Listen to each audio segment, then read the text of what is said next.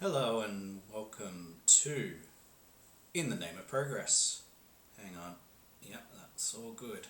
My input was slightly off, but we're all good. So this is In the Name of Progress, an Eberron campaign, and we are actually playing in the system named Genesys by the good folks over at FFG. And we are currently in Throneport. Throneport is an interesting place. It has some real issues going on, as we discovered last time. Even those of us that have lived here for a little while did have some issues, discovered some issues. So quickly last time, we followed a letter that led us to the docks where a mage-bred carriage was awaiting us.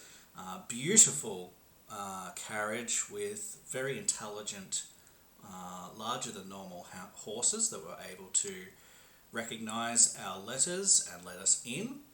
And we made our way via carriage up the coast, around Throneport's walls to the north of Throneport to the House Vidalis Enclave. There we met Gnath de Vidalis, the Griffin Keeper, the Master Griffin Keeper of Throneport.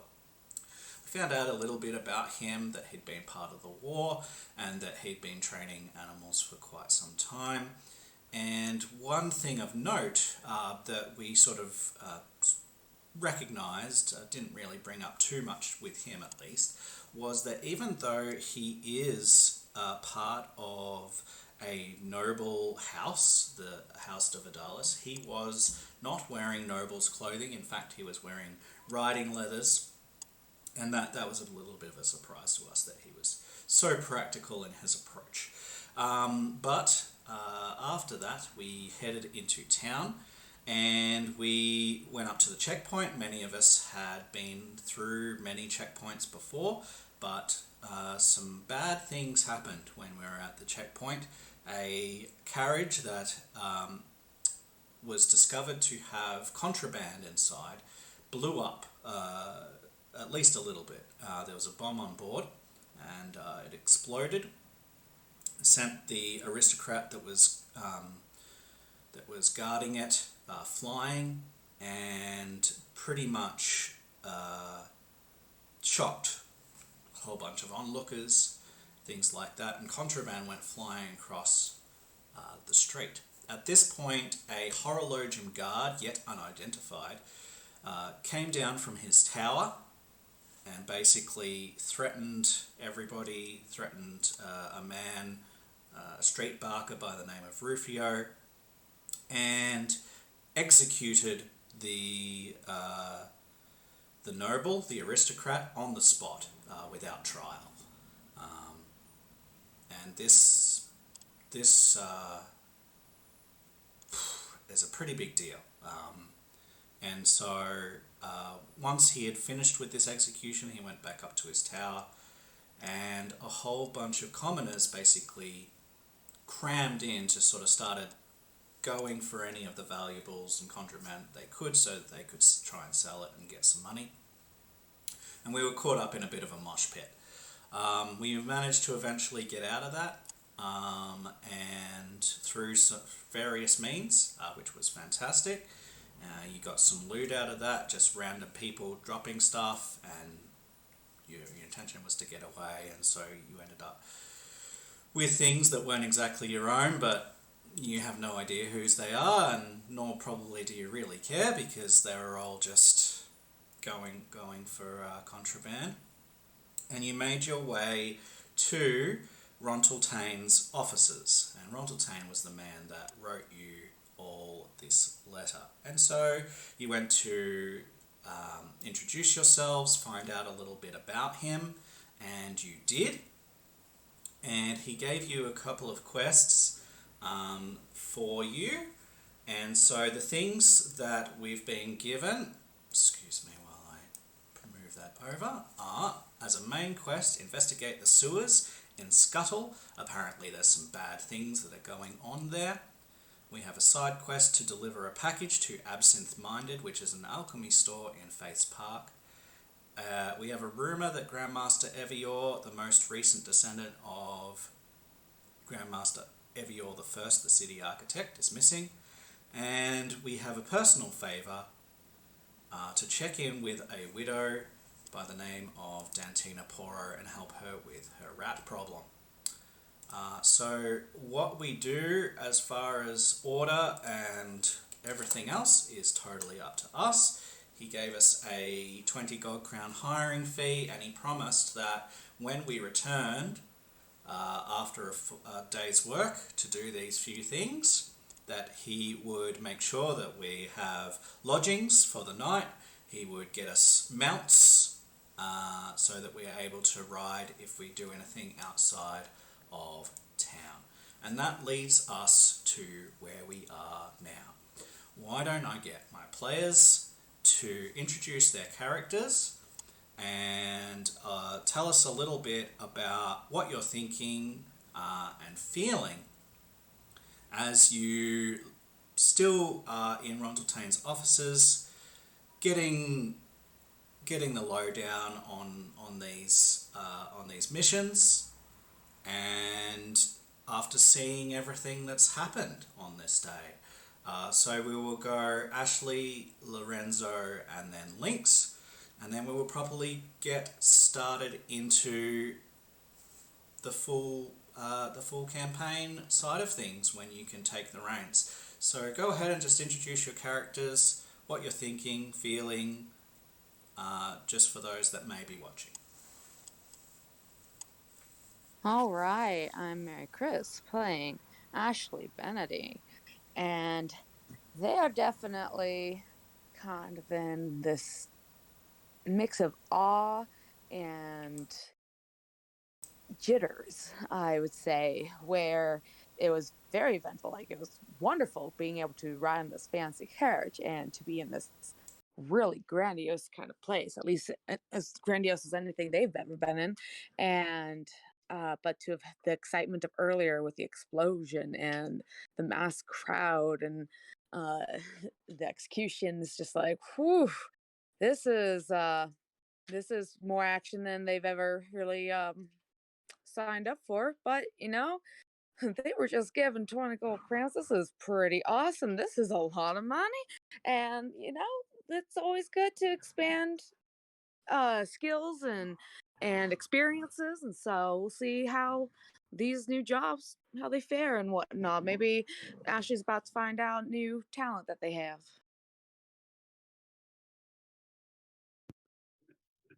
Lorenzo is pouting up against a wall at this point, politely affirming with a hmm, with a kind of straightforward question every now and then to clarify what was being said to him for each of these side missions, rumors that were given to us. He is noticeably perturbed, um, although probably from the outside it may not be clear what that is. The impact of how people acted earlier in the day just reminded Lorenzo of, well, every reason why he's here right now, and what little hope that he had in coming here is starting to dwindle. And as that's dwindling, he can feel the dryness in his throat start to take hold and the craving for drink starting to happen. He's very much focused on starting to get these things done in the in with a desire to maybe rekindle some of the hope that he had when he received that letter.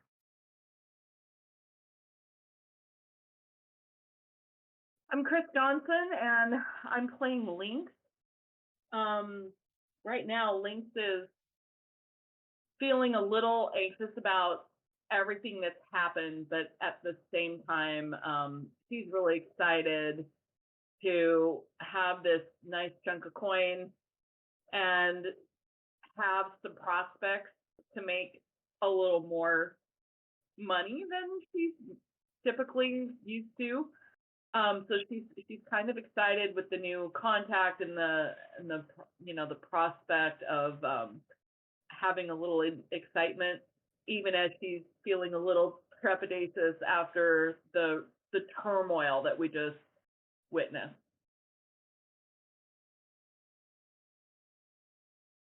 Yeah, very good. Thank you for sort of giving us a little bit of an insight into what's going on in your characters' minds. And so you are in these offices and you've gotten these jobs to do, and you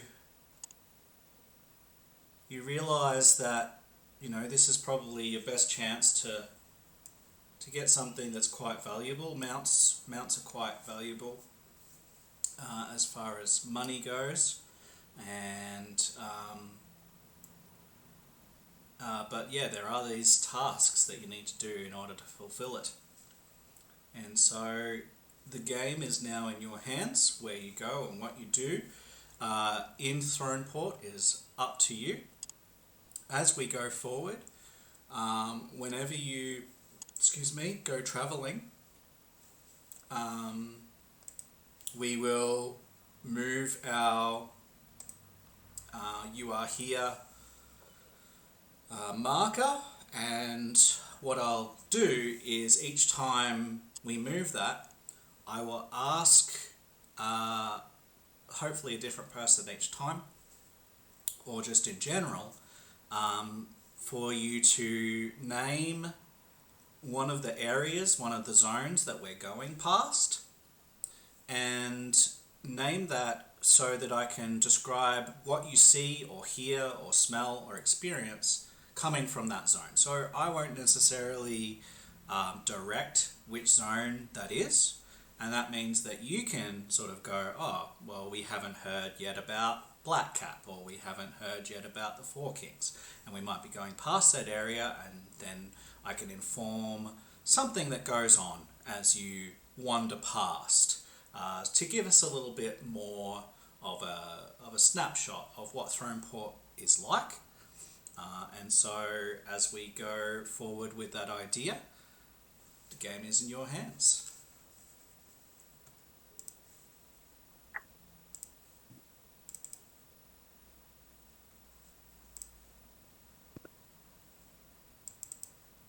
Lorenzo looks to the other, or looks over at Lynx. I would feel bad not to check on a window. I'm sorry, can you repeat that? Sorry. I would feel bad not to check on a widow. Would you? Yeah, I think that seems like a good starting point. Funny enough, I was thinking the same thing. Oh. We are in agreement then. That was easy. I guess we will be a good team after all. All right, and so you look at what you've written down about the jobs, and you see where you are on the world. So at the moment, let me just move this real quick so that you can see the actual name. You're actually in Daroon Gate, up here in the north of the city. And as I described last time, but you may have forgotten, the main thoroughfare through Throneport is Daroon Way, and there is actually a palisade wall that splits one side, the Brellish side, from the Thranish side of this area. And so this big palisade wall basically goes all the way down the middle of this road, pretty much all the way down to Barteros Street, which is down here. Okay, and so there is a couple of locations where you are able to get through. One of the locations is here because that's where the checkpoint is, and another one is on let's see here. Another one is here on Barteros Street, and another one is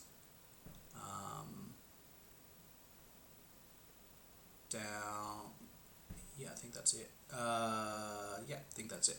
So there's only a couple locations where you can sort of flip through. There'll be a little one over here that you can sort of skip over to get to the other side. Otherwise, you have to sort of go around.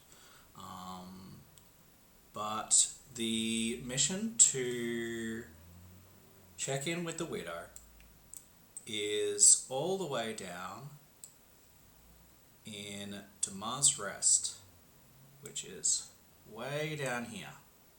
Now, each of these squares isn't very big.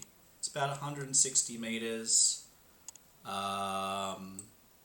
which is what, a quarter of a mile, something like that. So even less than that. So as far as how far it is, it's probably going to take you about half an hour, maybe, to sort of get down there, depending on how long the checkpoint takes. But you know you can, and you know you're going to be going past quite a lot of locations. And just as a by the by, just so that you understand where everything else is in relativity, the alchemist shop that you've been asked to visit, Absinthe Minded, is over here in Jarrah Garden. So it's sort of like on your way. And then Scuttle is down here in the Purple District, which is like free. It's a free citizens, not really run by any particular government, less laws and things, and that is down here near the docks. So they're the things that you have been asked to do. They're in slightly different locations each. Some are more direct than others. And if you want to go straight to the widow, then you absolutely can, and I will get someone to let me know which of the many districts you would like me to describe on your way through. Oh, Absent-Minded is right on the way to the widow's house. Maybe we should just make that delivery while we're en route. What do you think? How long could delivering a package take? Exactly. Yeah, and so the easiest way is to just skip back to the checkpoint, get on to the other side of the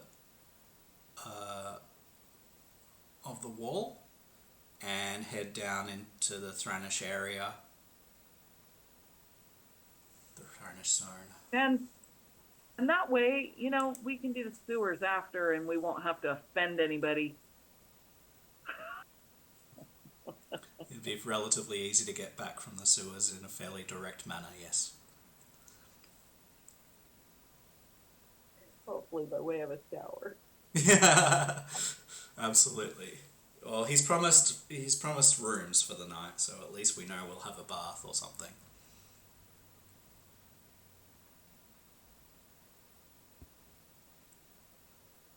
All right, so is everyone okay with that? Lorenzo just gives a polite nod / half salute in agreement. And Ashley will have gotten to their feet and be like, let's do it. Yeah. Awesome. All right, so you have a choice between Falstead, Dawnbreak, Fragan's Arch, as far as being able to describe this, because the wall sort of divides it to that side. You can't actually see your way through to Blackcap or Freehold from here because of the wall. So any of those three districts, I can describe something that goes on as you wander past. Well, since Falstead is first, I think it'd be interesting to hear, what that looks like. All right, sure. I will get that. I'm just sorry. Seeing. Okay, so Thranish Zone. Of course it is. Also suggests that after we receive these descriptions of places, that we can we make a mark on the map just for my own memory's sake, to not be like, wait, I thought it was this one. Yeah, sure, okay. Thank you. I can do something. I'm not sure it's gonna be.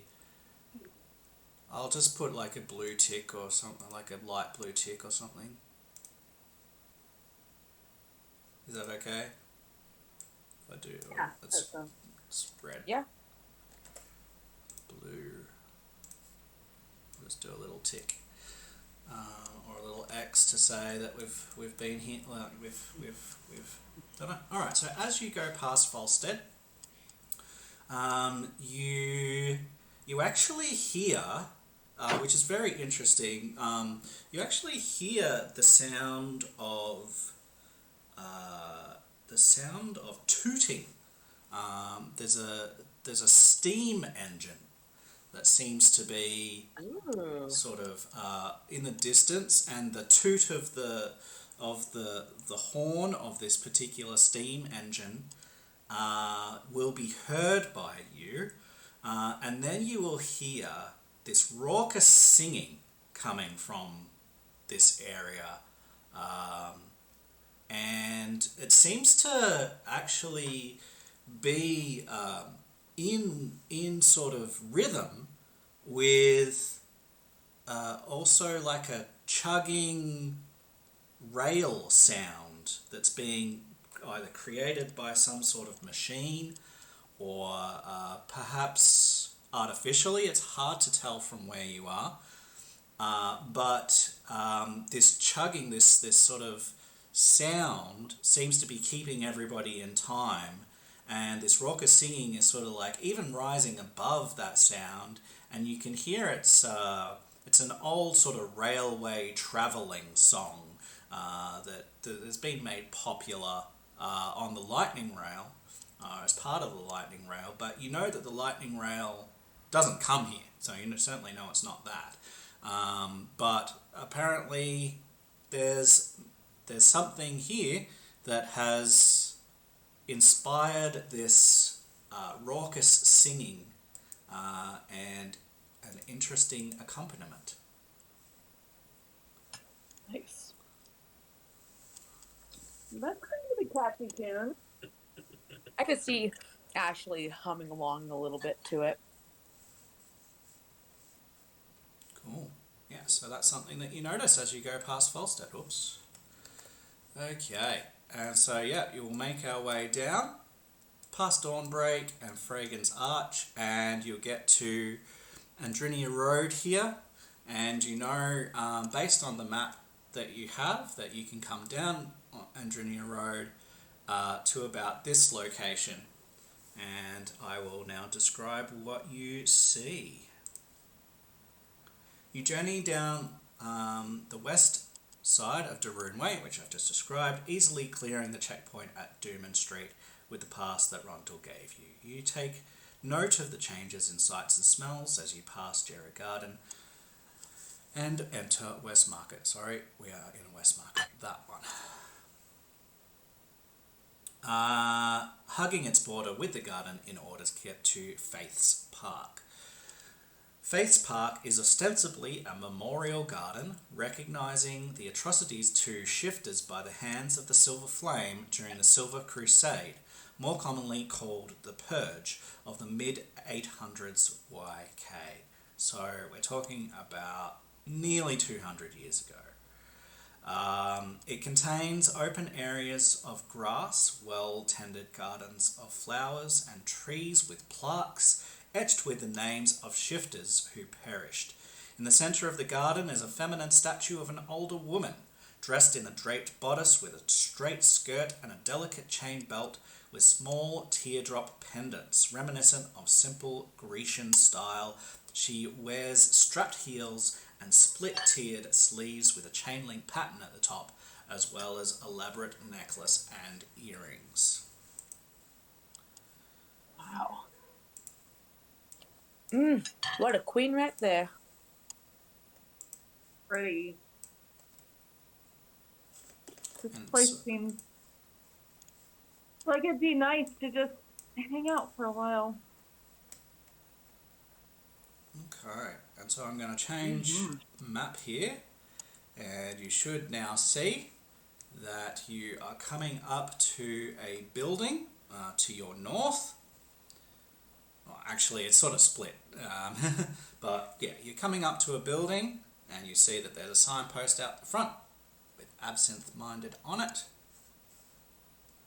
And so you see it's a massive circular building that must have once been a fortified tower. It stands solidly on the edges of Faith's Park, leading out upon the green with iron-barred lead-like windows. The pure size of the building catches you off guard, especially due to it being used as a shopfront. But upon getting to the front door, you immediately see how and why.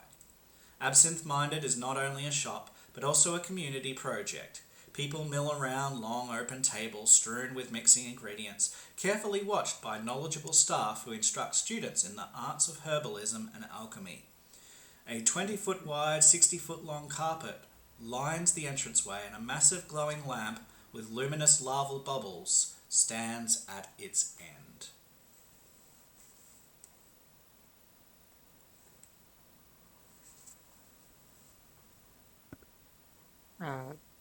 Walking in, Lorenzo would immediately try to find the first staff, nearest staff. Okay. Are you able to see this map and able to control yourself? Yes. Go ahead and make your way in. Excellent. Okay. So you see a number of staff.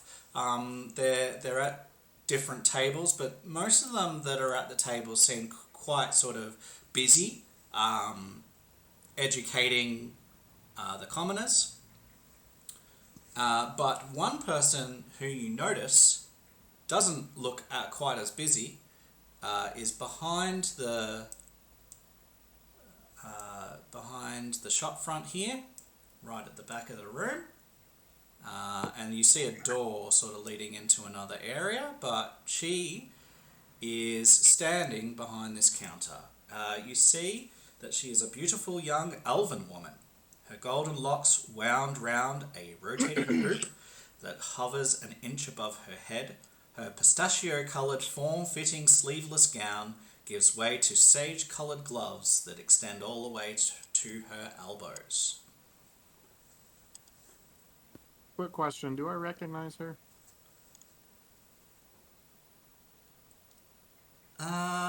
No. Lorenzo sighed, like with relief. Perhaps one of the few women. I'll if no one stops me, Lorenzo will walk up to them and say, "Excuse me, we have a package to deliver." Oh, hello. Welcome to Absinthe Minded, and you have a package. Oh, very good. My name is Withriel Valerian.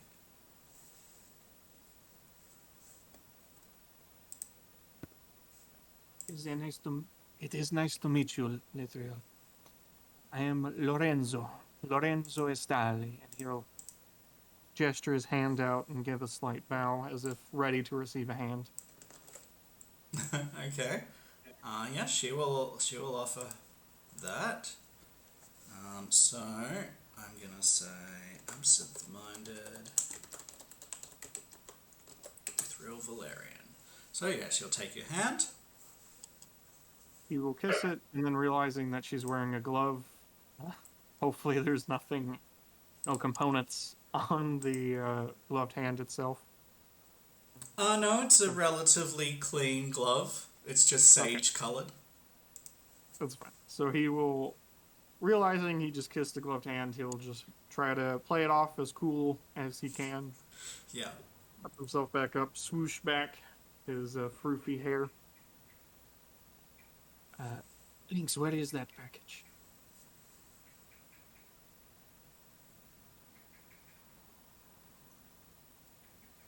It's talking I to have you, the Lynx.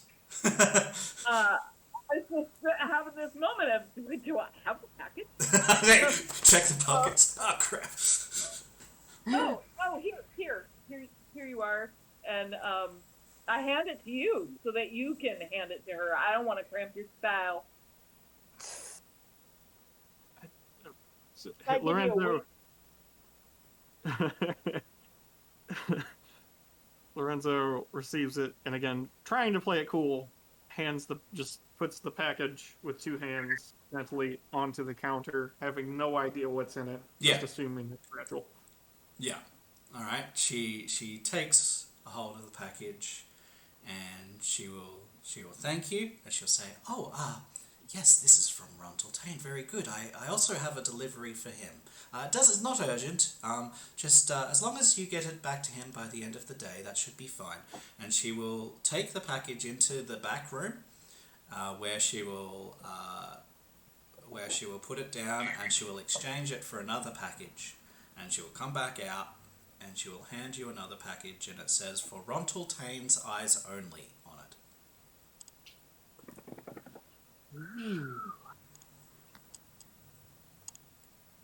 I grab it gently and hand it to Lynx. I tuck it in my bag.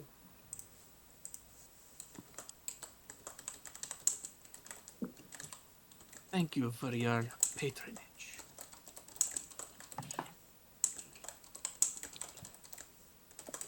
Giving a polite nice bow. Sorry, go ahead.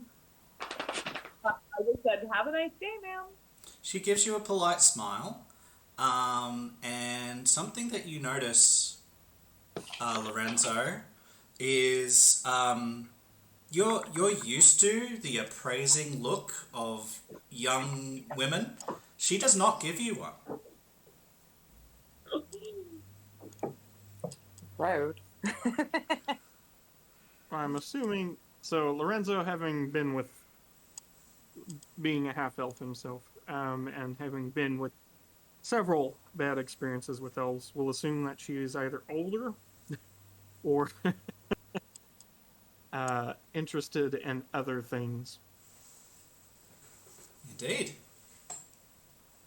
So Lorenzo will cover a bit more of his chest, recognizing that showing a little man titty isn't going to help him in this situation, and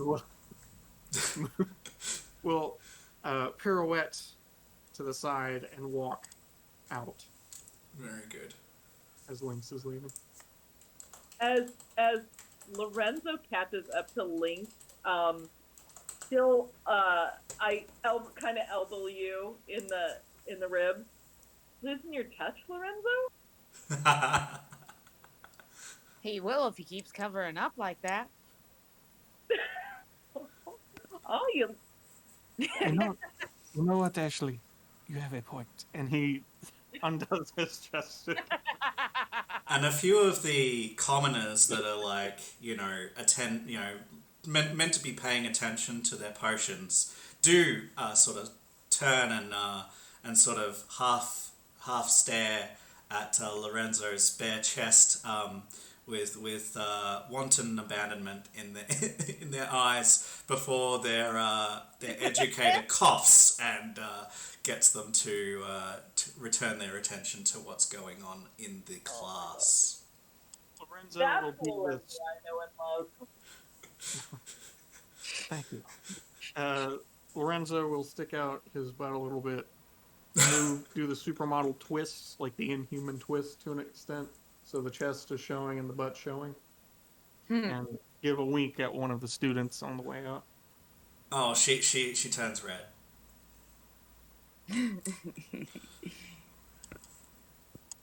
I don't think I'm drunk enough for this. What the You heck? seem to be doing just fine to me.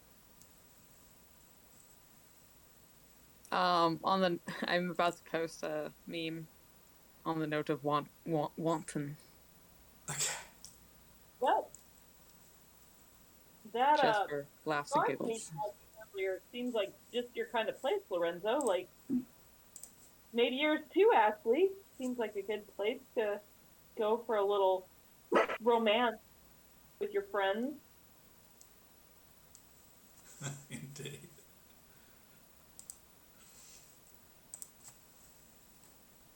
Apparently, Lynx is going to be the wingman.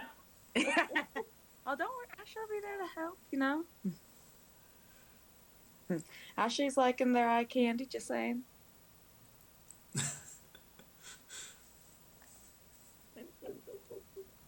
So, Oh, please go ahead. Anything but here right now. mhm. I suppose we're going to keep making our way towards this widow. Yeah, so I will flip us back to the Throneport map. Okay, and so we are here in Westmarket at the moment, and we want to make our way down to Mars Rest. So we'll need to go through a checkpoint at Barteros Street, past Tharlan Point, and at that point, because at Barteros Street the wall stops, you would be able to either request for Tharlan Point, Lower Market, or Carmiel Market on your way to Mars Rest. There's also, you would also get a very quick glimpse into Greenwall, but it's just like the very tip of the district.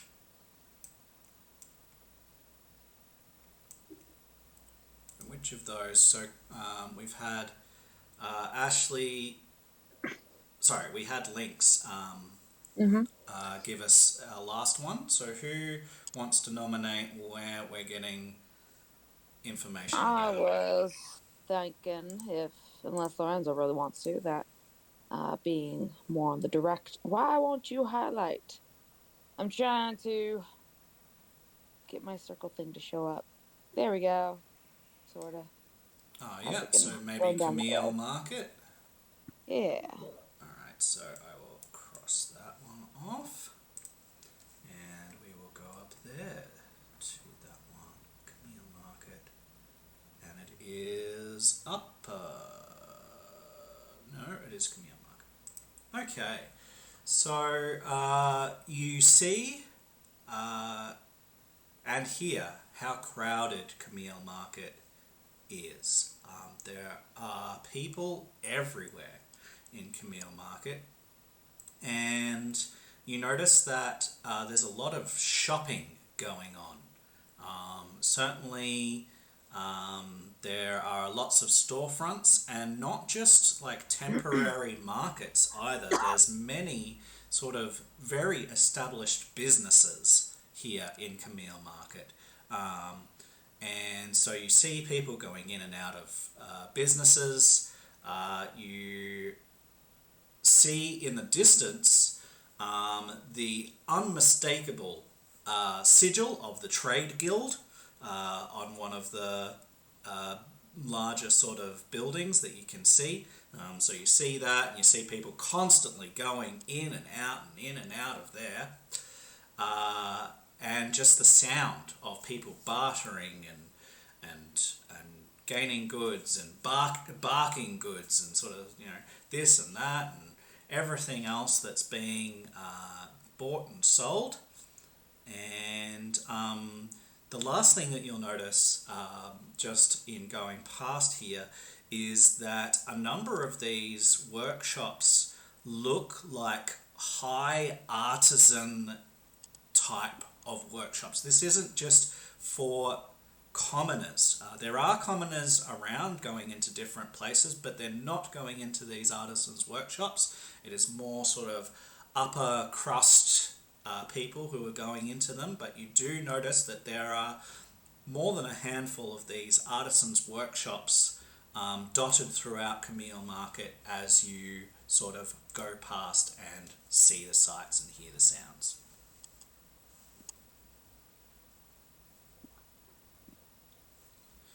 Something smells good. Yeah. What is that? So lively. And by the way, whenever we do one of these where we describe what's going on, if there's something in particular that catches your attention or you want to divert, a little, we can do that. So these aren't just like railroady like descriptions. They're meant to sort of give you just a taste, as well as give you an opportunity to sort of go, ooh, I had something to buy, or ooh, what about that person over there, or things like that. So you are very welcome What? if you want to pay This more is a attention. sandbox world? Right. Yay! This is why it's delineated on the screen for you, so that you can sort of see what there is, and you can go and investigate if there's something that interests you. Which is why I thought I'll throw the description idea over to you, so that you can determine what you want to see and hear Yes. and experience, and then if something interests you, then you can go and participate in it. Nice. Definitely giving Ashley more broad scope other than Falstead. It's very different to Volstead, yeah. Yeah. It's like, oh, it's so lively. Not sure what I'd do. I think the stomach growls, and she's like, "Hey, guys, let's pop over to that booth over there and grab whatever that is. It smells great. Let's get some of that." It's like I mean, I got paid, so it's not a hot dog on a stick, but it's like meat on a skewer. Yeah, there's quite exotic sausages here actually that are sort of hot dog. that are very significant, and some of them are even like layered with batter on the outside. It's pretty cool. Yum. Okay. Oh, I want that. That's what I want right there. Well, then go You mind? get it, pretty beautiful. Let's go grab one. Yeah. You want any, And so Lorenzo?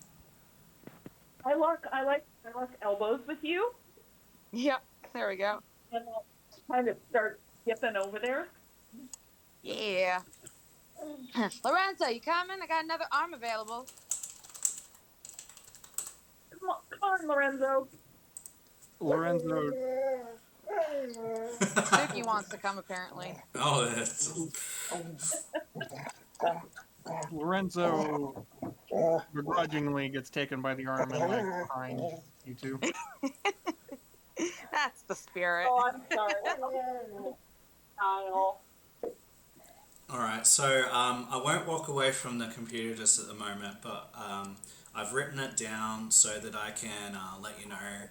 It'd probably only be like a couple of copper pieces, but I'll just double check on the prices in a minute. Unless you wanted to specifically go shopping, like proper shopping, in which case I would have to leave the computer just for a second to just go grab my my shopping books. Yeah. No. I don't have anything more other than like, cool.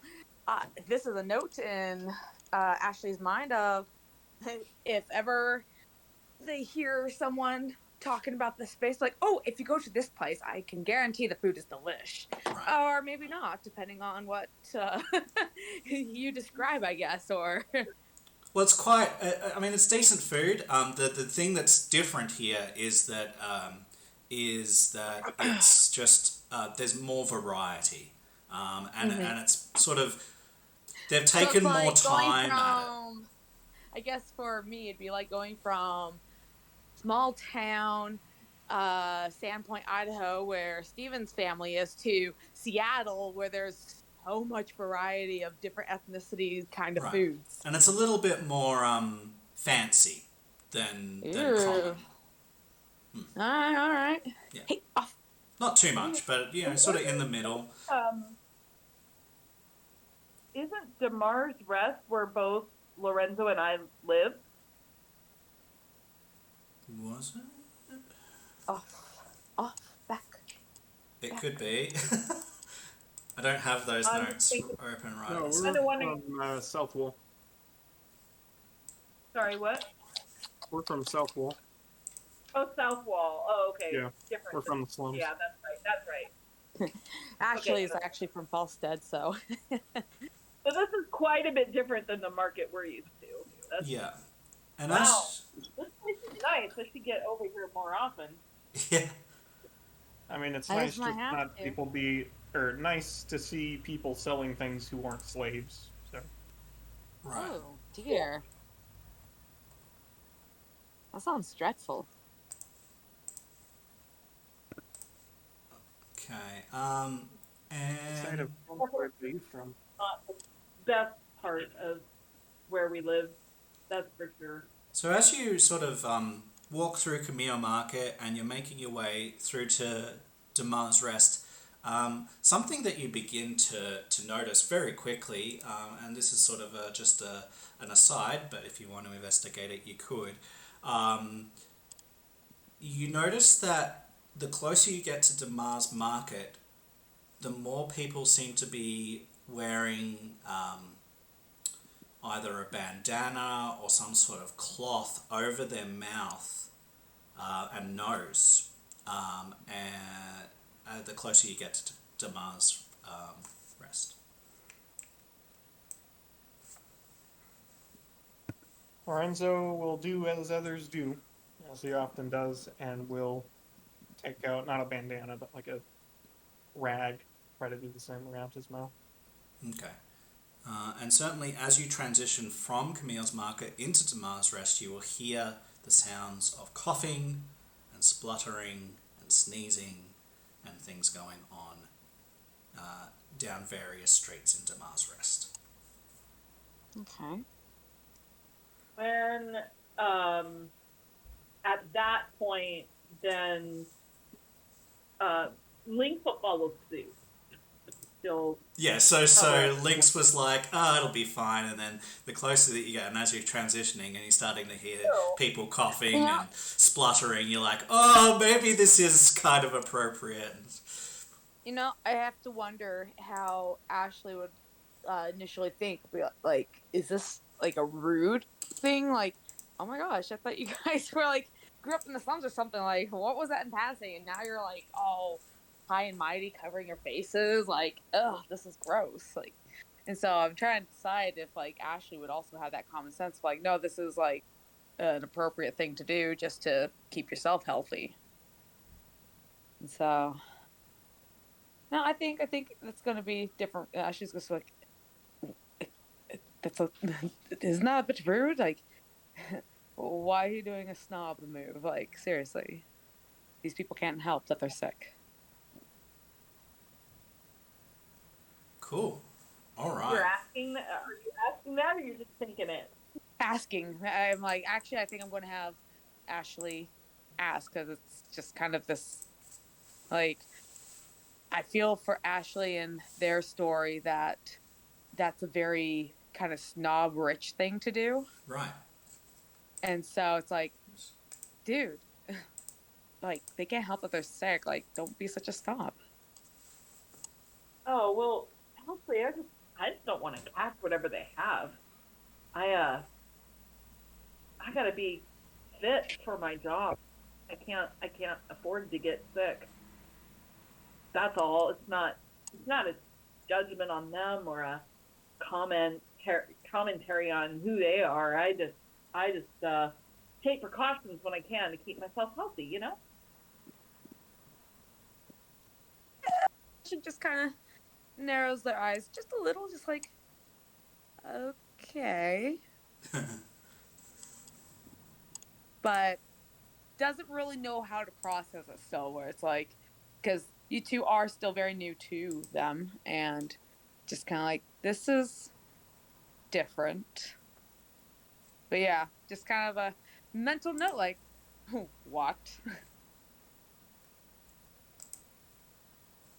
And I think even like in Lynx's case, I think she has like a scarf that she often ties her hair up with, and so she probably took that out. So now her hair is probably kind of wild and loose, and it's curly and very long, and she's just like rigged that up around her face. And she's managed to make it look a little stylish, maybe, just kind of wearing it so it's looped around her neck too, but also covering her nose and mouth.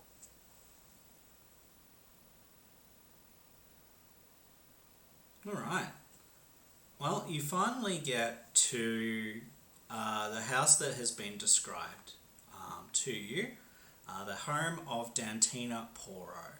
And as you take this place in, a few things stand out to you.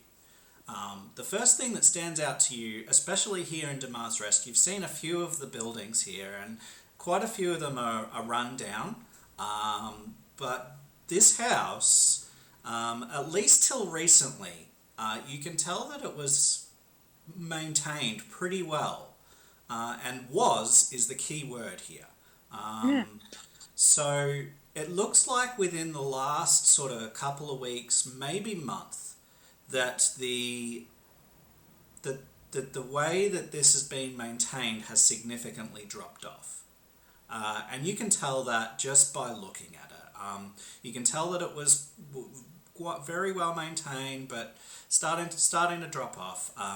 You see that there's starting to be cobwebs, in the eaves. You're starting to see that dust is forming.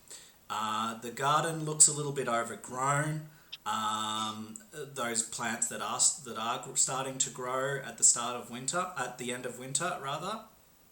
So the grasses are starting to come in, and those grasses seem to be a little bit longer than you would normally see, and certainly where the snow is, because there is a little bit of snow that it has heaped up, and so it's heaped up over the pathway a bit, and it's a little bit hard. You sort of have to make your way through or over it or around it, where it has kind of accumulated more than perhaps some of these other buildings that have sort of shoveled the snow out. So you're just noticing that, this used to be well maintained, but it isn't as much now. And so that is what you have noticed as you head up to the door. Other than that, it seems like a fairly common kind of house, other than the fact that it was pretty well maintained.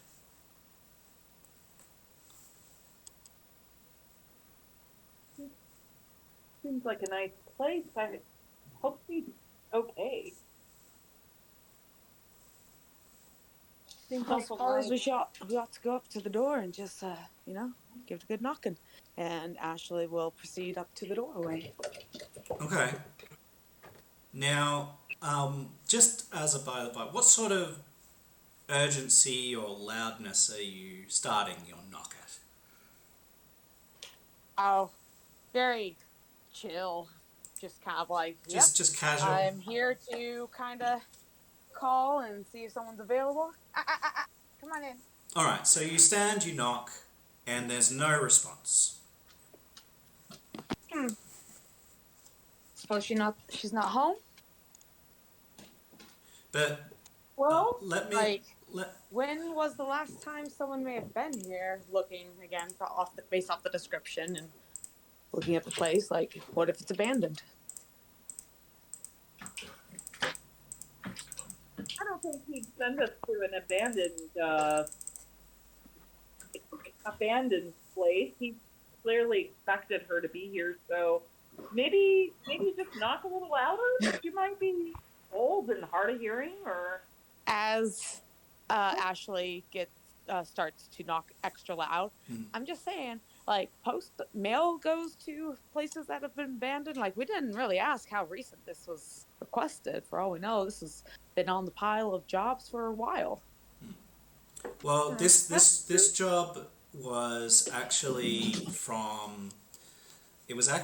a comment from Ron Tultane's father. His father actually told him about this, and Okay. so it was more like my dad told me maybe you should go check this out kind of thing, So Okay. so that's a little bit there. But yeah, as you knock louder, you do start to hear that there is movement inside, and then a voice will pierce through the silence. Ah! Who is it?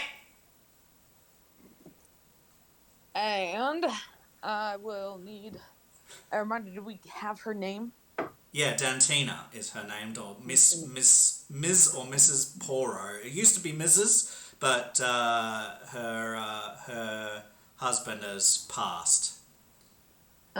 So Ashley would be like, Miss Poro, Miss Dentina Poro, I'm Ashley, and I've been sent here to give aid, as well as with two of my fellow companions.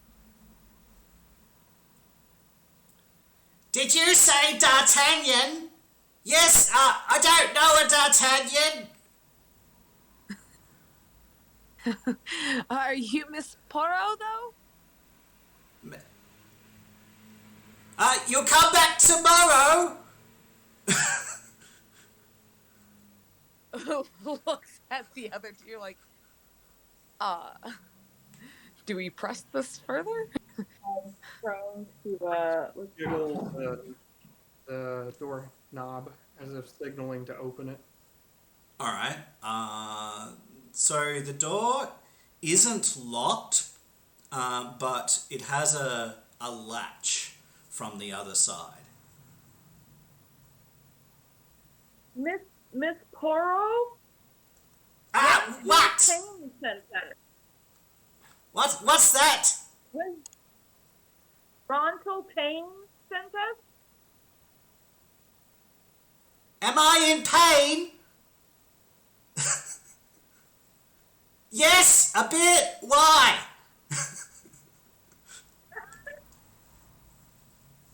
Perhaps if you open the door, we could have an easier conversation?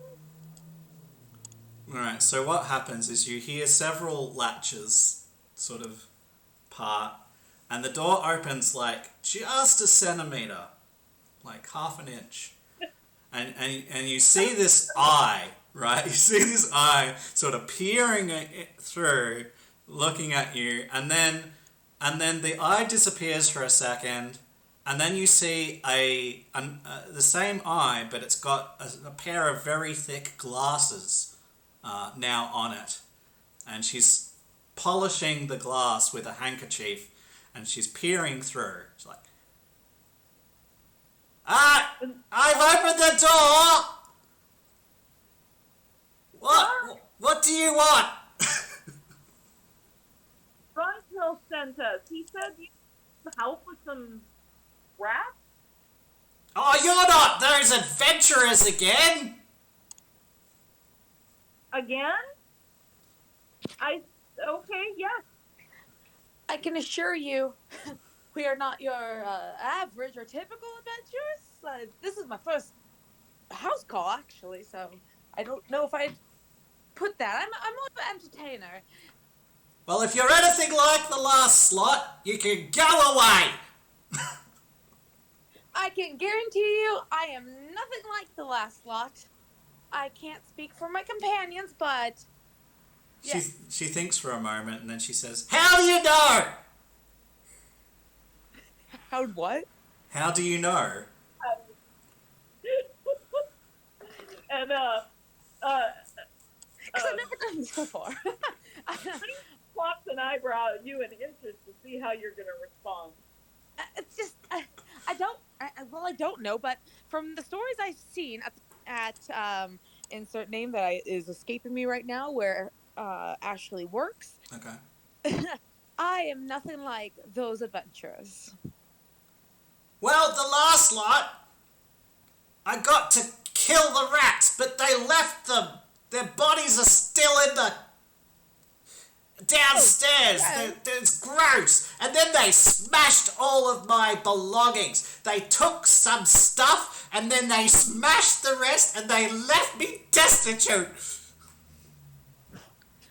Yeah, that's definitely not how we operate at all. Your place will be cleaned. Well, that's what they said too. How am I meant to believe you?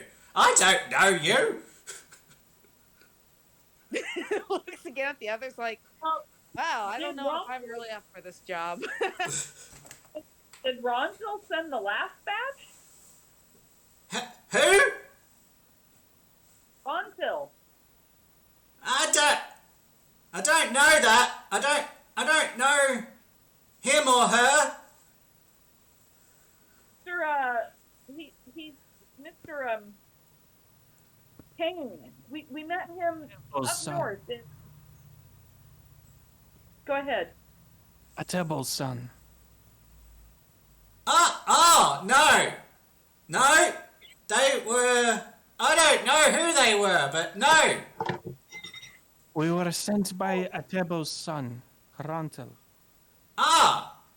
Oh, well, if you're one of his friends, you can come in! And she steps back from the door and she opens the door. Ashley will whisper to Lorenzo loud enough for Lynx to hear and just be like, "Thank you." So you open... She opens the door and you see that the place has just been trashed. There's ceramic vases smashed on the floors. There's like what the remains of flowers that are now wilting, and the soil's just been tipped out everywhere. You see slashes through various old paintings. They're not especially valuable paintings, but there's slashes through them. You see places where there was paintings that there's no painting there anymore. Lord, how big were the rats? I just kind of say that under my breath to my companion, so that I don't want her to hear that. Yeah, she won't hear it. She barely can hear you. She barely can hear you as it is, so... Yeah. Well, Hanashu just kind of mentioned back in a casual, not very loud voice of, "I don't think it's the rats. I think this was the adventurers she was referring to. This is awful. God, I hope it wasn't rats that did this." Lorenzo will... Oh, go ahead. Go ahead.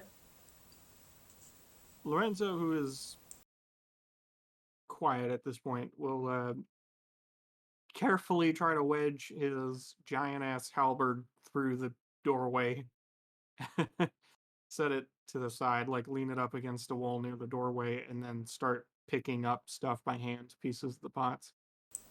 And as he does that, Lynx kind of makes, like gestures to kind of points that out to Ashley, because that's what I mean. Like, if they were big rats and they were swinging big weapons, And then she'll help start helping to clean up too. All right. So the woman will sort of stand at a distance, and then she'll point out the trapdoor that goes down into the larder where the rats were, or still are. Their bodies still are down there. All right. Do you have a sack or something we could put them in? And a light. Do I have a bad back? Well, yes, darling, I do.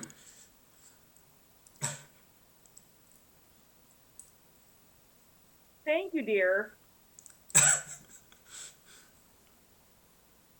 Look over at Lynx. Maybe a Rorschach. Maybe a what? Rorschach. So Rickshaw. I'll Maybe a rickshaw. Yeah. A rickshaw. Yeah.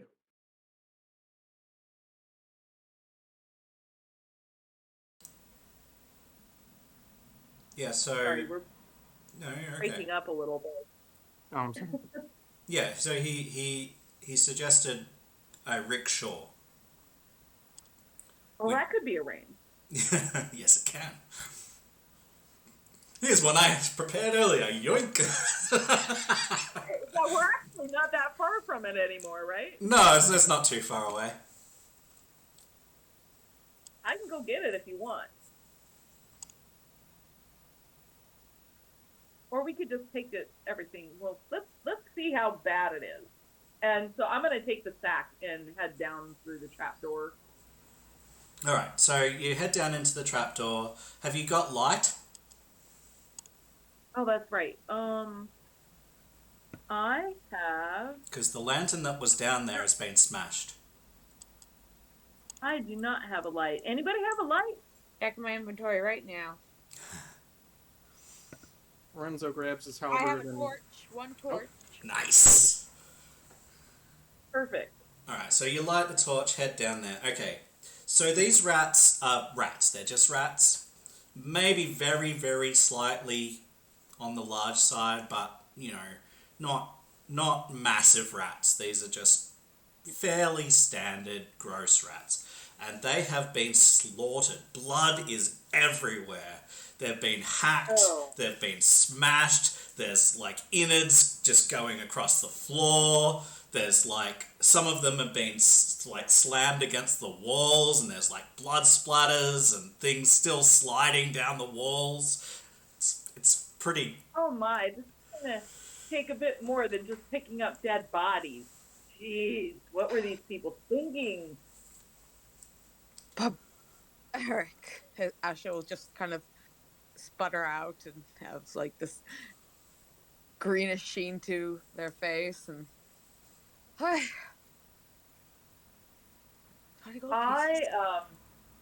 Sorry, go ahead. just starting to like gold pieces, 20 gold pieces, new wig, new dress. We got this. Just like, we can do this. This is but we can do this.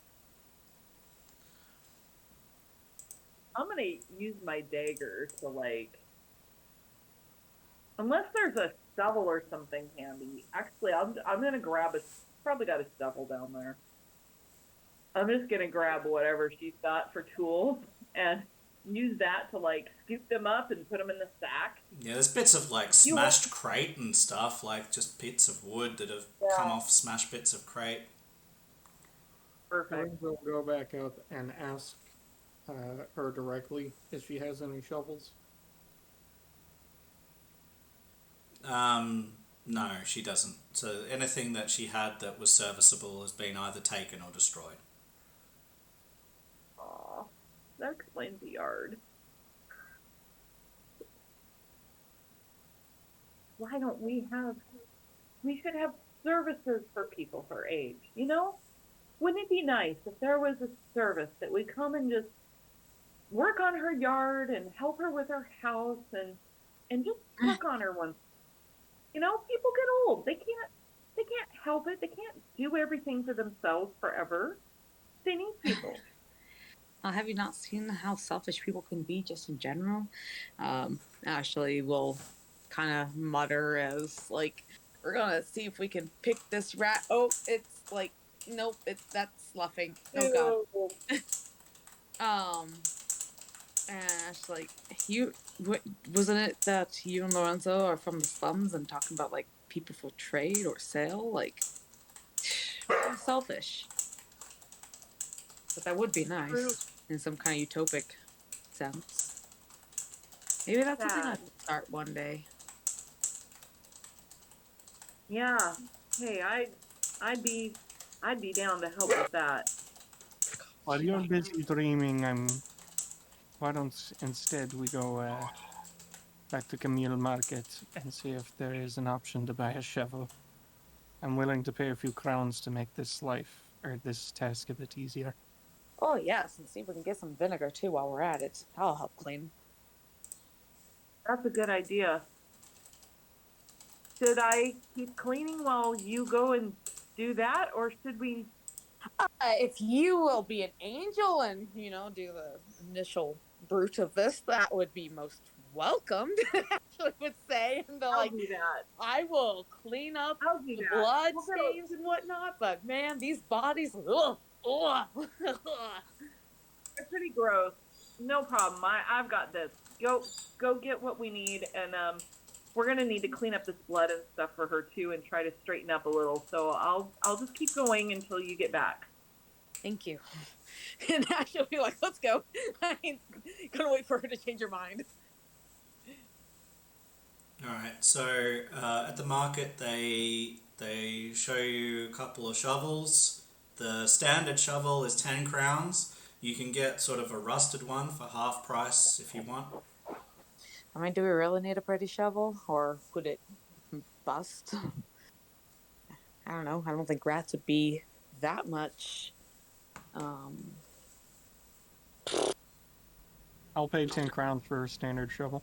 Okay. So yeah, you get this new shovel. It's It's Now, good. It's good quality. I feel like just from being in a tavern setting, that Ashley would have an idea of where like basic cleaning supplies are, like where some potentially lye, vinegar, whatever else might be used to just maintenance of, oh, a brawl happened, let's clean up the blood off the floor. Yeah. Okay. Yeah. You And can. You can. Ashley, She'll have vinegar. Like they wouldn't have taken awesome. vinegar. So. Okay. Sure. And so, yeah, if she has that, then I guess we would head back, and she would set about in preparing a wash bucket and to take down into the basement and start scrubbing off all the nasty areas. All right. So I'll put down here that we get cleaning supplies to deal with the rats, the dead rats. Yep. Awesome. Cool. Nice So it takes you a little while, but there's no checks or anything required here. Like it's just time. Yeah. So I think by the time they come back, Link has found a little happy tune to whistle. I wish I could whistle, but Link can, so that's good enough. Yeah, that's And good she's enough. just kind of, whistling and trying to make the best of the gross situation and Right. just try to make the time pass quickly and get this cleaned up for her. Okay. Yeah, and you take a little bit of time, clean up, and you can go back up and chat to her once you're done.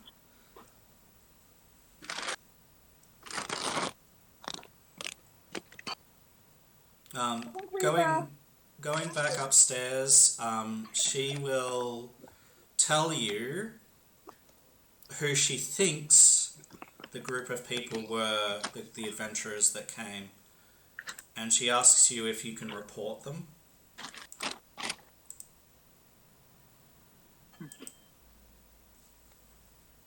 So she We will have says, to do that. This was painful.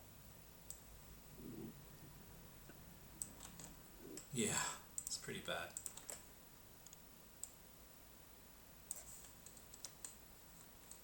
Okay, so she claims that this group of adventurers were called the Scout Scrying Beggar.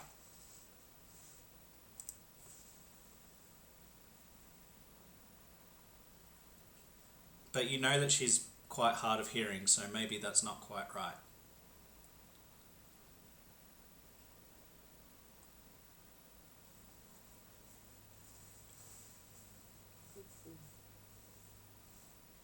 And if you wanted to try and figure out who that was, that would be a society check. So what would it be? Let's have a look. Knowledge local, I'm guessing, in this. Let's have a quick look at the skills.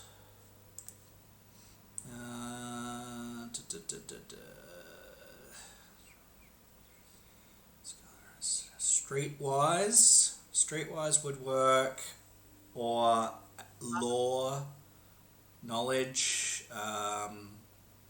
would work. Okay.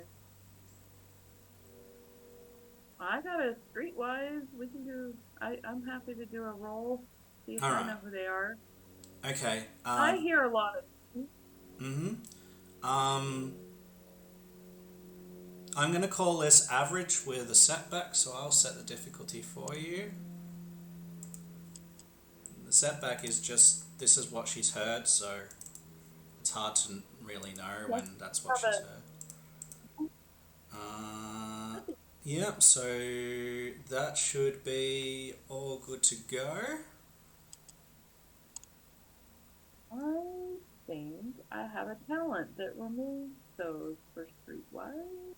Where do I set talents right here?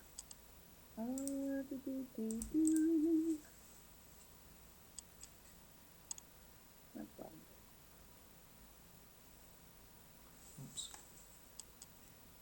Nope. No, I don't. Not yet. Okay, so let me go ahead and roll that. Go. All right, here we go.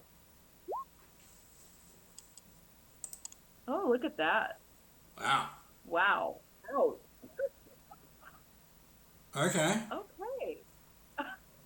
Hmm. So it's a threat. Yeah.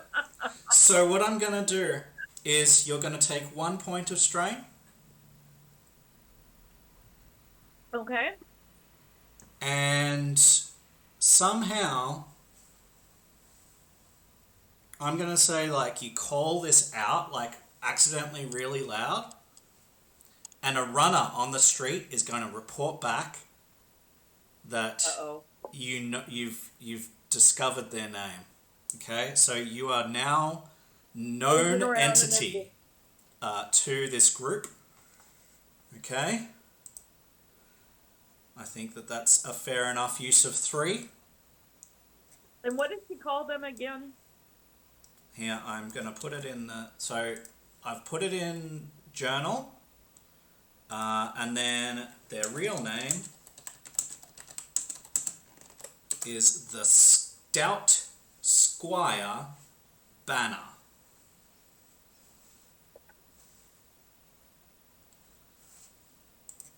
So, the Stout Squire Banner. Okay, so you are a known entity to the Stout Squire Banner now, due to all of those threats, and you've taken a point of strain. Awesome.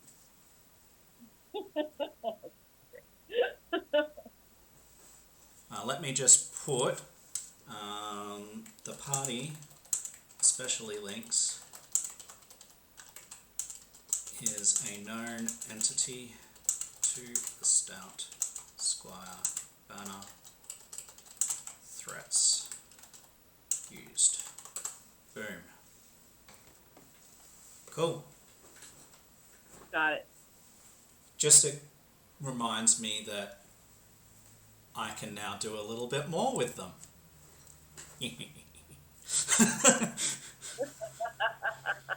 That didn't sound evil at all.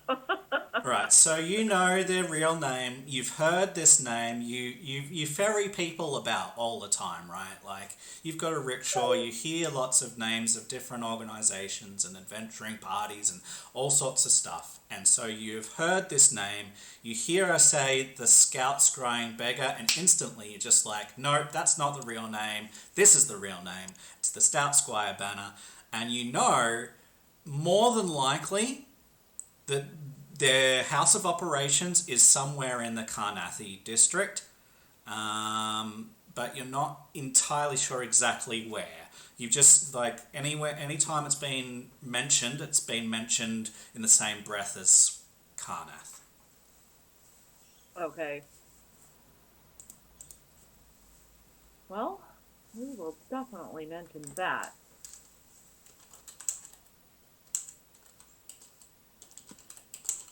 Ashley comes Ew. back up the steps. I think I got all the blood. Lorenzo continues to shovel rats. Cool. Yep. So consider that your job of cleaning is complete. She's given you this information. She doesn't remember anything else.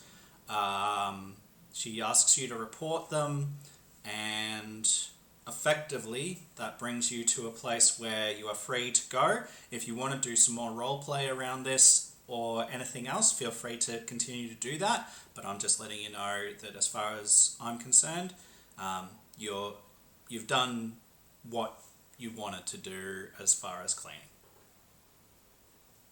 I think so Lynx will give her what is like her whatever our version would be of like a business card. Like, she probably carries them around for some of the people that she, runs the rickshaw for. Okay. A little flyer. And it's a particularly good, client or something, and so here, take this, please, Mrs. Poirot. If you ever need help, even if it's just to help you out with your yard, just contact me and I'll see what I can do to help. And if you ever need a laugh, you're always welcome to insert in name up in Falstead. Oh, well, don't get out much, but okay. Thank you, dearies. Take care. Bye. Okay, and so she will see you out, and she will close the door behind her, and you will hear several latches lock into place. Smart woman. Yeah. Well, I'm glad she's got plenty of security on her door. I hope it's a sturdy door that will keep her safe. It's a fairly common door, but yeah. All right. But is it ajar? No, not anymore. All right, so what's next then? Are we happy to just make our way to Scuttle? What direction do we want to go? As you can see, there are many different streets we can go down. So the streets in white are the main roads, whereas the other streets that are represented there are just sort of, normal kind of side streets and other streets, not main thoroughfare. So there's lots of ways to get through, is what I'm saying. So what time of day has it gotten to be at this point? Okay, so you got to Rontal's about 1 o'clock, and so it took you about half an hour with change to get here, and it's taken you about 2 hours to get this place cleaned. So I call it about 4 o'clock. 3:30, 4 o'clock.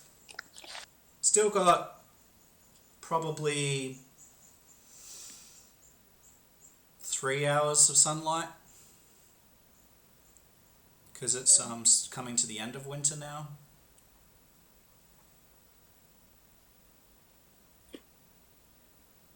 Well, wherever we go, as long as we don't need any light, because I'm gonna need to get me a new torch. Well, Give me a second in a back alley, please. oh, Oh, nature calls, nature calls.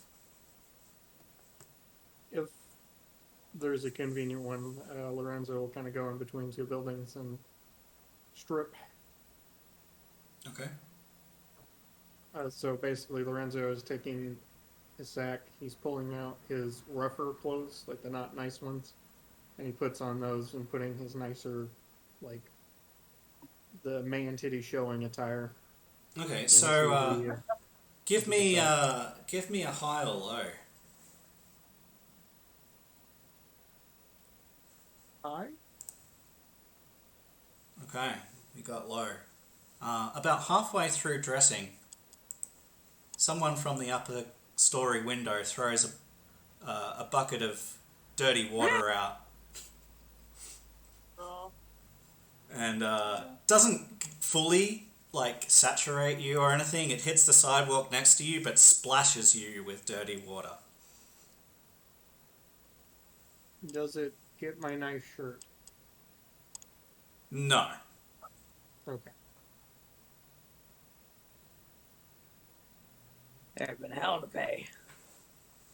I will take some of my water skin and use it to pour, rather than drink out of it, I will pour it over my head and kind of rinse out the hair. Yeah. Okay. And then soaking wet, I'll just look like a poor person, because he is poor anyway. He'll have a soaking wet shirt. Nothing to see here. Is it that moment, where time slows down and the camera zooms in on the abs? Yeah. I mean, yes, but all the way down to just where the hip bones are, and it's just just low enough that it gives you that hint of something manly underneath. Mhm. Good God, Ashley would probably say Oh, as soon as the he walked around the water, corner. the water drips from his head, and he flicks it up dramatically, and droplets go all over right into the camera. Also, given that he walked into an alley, walked out, smelling a little bad, and then now also covered in water. I mean, you make it look good. Just saying.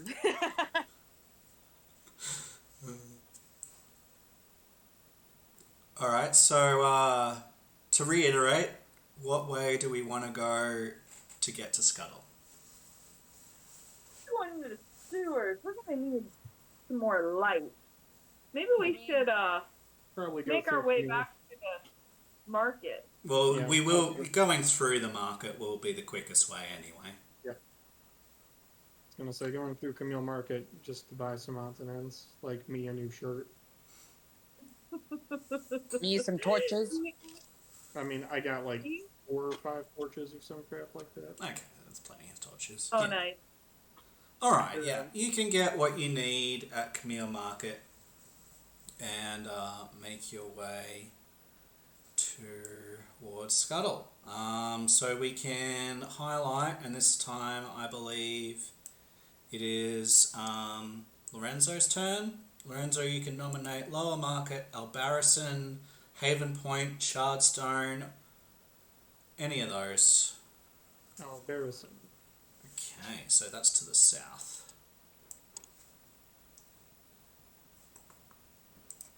Okay.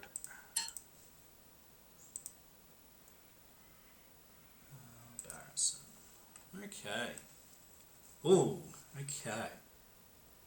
So you will see that there are people flying flags and banners and dancing around with ribbons.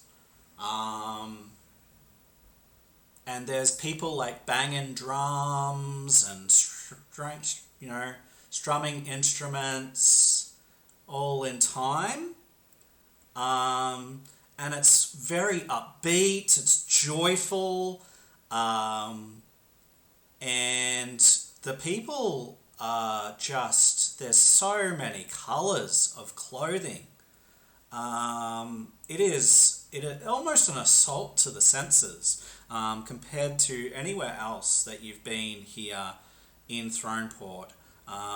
There's just people in green and blue and these colours of scarves and ribbons are just like, many of them trail for like 20 feet or more, and they've got them on sticks and they're performing little dances and stuff with them. There's people clapping and laughing.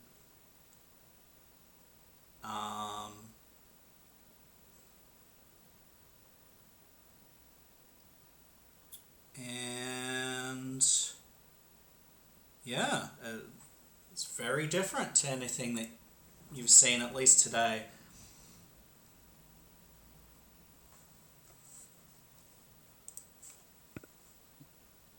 Renzo will watch Ashley closely to see if they just jump into the thick of things.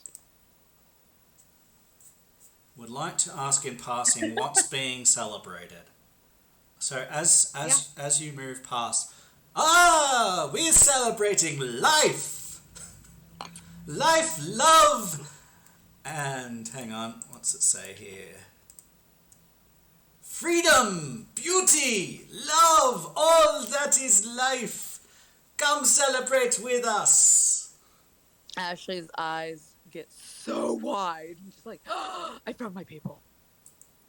Many of them, Lorenzo, are stripping as they're going. Like they're just like throwing clothes about. They're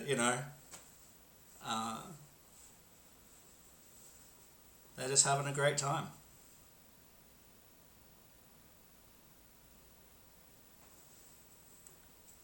Link points out some particularly good-looking people to both Ashley and Lorenzo. Okay. Just like, oh, there you go. And just kind of, he gets caught up with someone for a moment dancing Yeah, to so the music. the woman that you get caught up with dancing, Lorenzo definitely recognizes her. Oh no.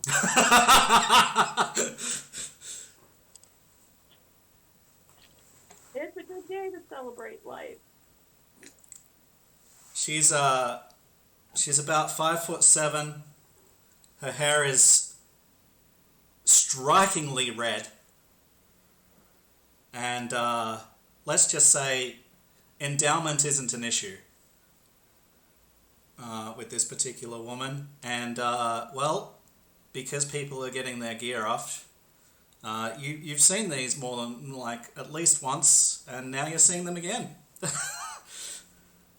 As she dances about, she seems to be having a great time, and she grabs Lynx by the hand and swivels her about. If you want to name her, you can. If you want to approach her, you can. I don't. Doesn't bother me. But you definitely recognize her. You know her father to be an alcoholic, and Yeah. and you know that he abused her, Oh and well. that's why she ended up in your arms. And well, let's say you may have gotten a bit drunk that night, and maybe that's why it didn't end up so well. I mean, yeah.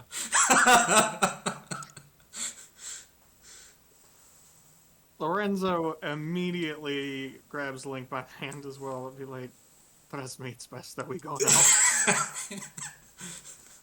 All right.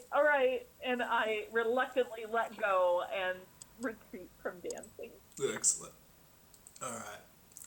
You don't remember this one? I'm sorry, there's just something so infectious about what's going on here. Lorenzo Actually, leans in. Oh, go ahead, Ashley. actually comes back in the midst of their conversation, just like, look what I got, and starts placing like these little like flowery crowns on you too. And just like, isn't this wonderful? Like, I know we have to go, but I feel like we should stay and just dance a little bit more. And So about halfway through what you're saying there, you will hear the whistle of guards. boo. Start to, and they're sort of coming around the corner. And what happens? Almost instantaneously, these people suddenly have all of their clothes back on. There's suddenly not a ribbon in sight. They go into buildings, they go under awnings, they go behind stalls, and you know, the whole facade of this street completely changes in seconds. Oh my gosh, Ashley's gonna be so like, what? Just like flower crowns on the party. Their streamer just now rippling to the ground, just like, what? Oh, Lorenzo's already booking it. Like, And if he's still holding on to Lynx, he's like, you know, even if he's not, oh my gosh, like, yeah, Ashley's streamer just like ripples to the ground. She's just like, as they're taking this in, like, oh, boo. And looks at the others like, we better, hey! Starts running after them. Yeah. Brilliant. All right, I will put a cross on Albarracin, so because we've done a fair bit there. All right, and you that make place was fun. until it was spoiled. All right, you make your way towards Scuttle. Let's go back to my script here. All right. After returning to the Silver Way, you journey east, checking in. Yes, at the Kajar Road checkpoint before skirting Erith Square toward Scuttle. And as you do, you hear the sound of violence issuing from a nearby alley. Several male voices are yelping in pain, and the unmistakable sound of fists against skin can clearly be discerned. You know you're running out of time in the day, so whether you want to do something about this or not is up to you.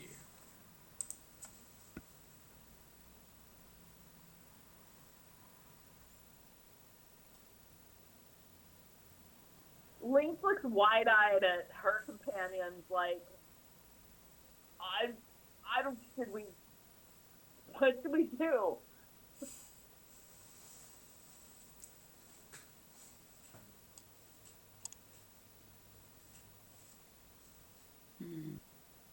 They're looking at you blankly, just like. Right? Maybe we should just keep going. We need to finish this up, right? I just want to do what we came here for. Indeed. All right, then I will transition. But I think you're right. I will transition our map then. Let's see if I've got your tokens here already. Yes, I do. And so I should be able to move that over. Now, at the moment, you may or may not be able to see. So who of you has a torch on currently? Ashley, I think, had the torch on. At the last place. That would be me this time.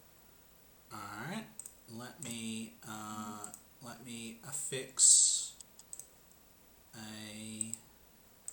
Hang on, as I can. Dynamic lighting. I remember I loaded up on extra torches and extra rations. Mm-hmm. And a rope. There you go. You should Oh, now be boy. able to see.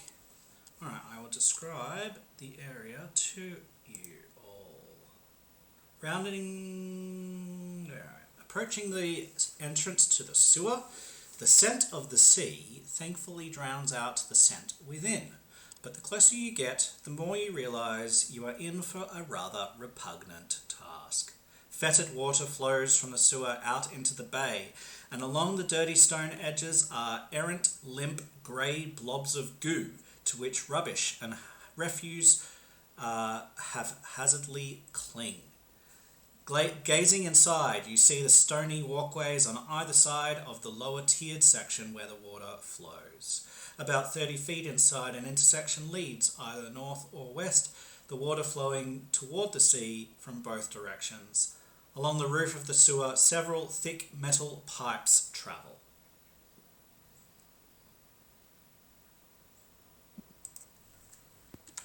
Ashley would say, remind me, why are we going in the sewers again?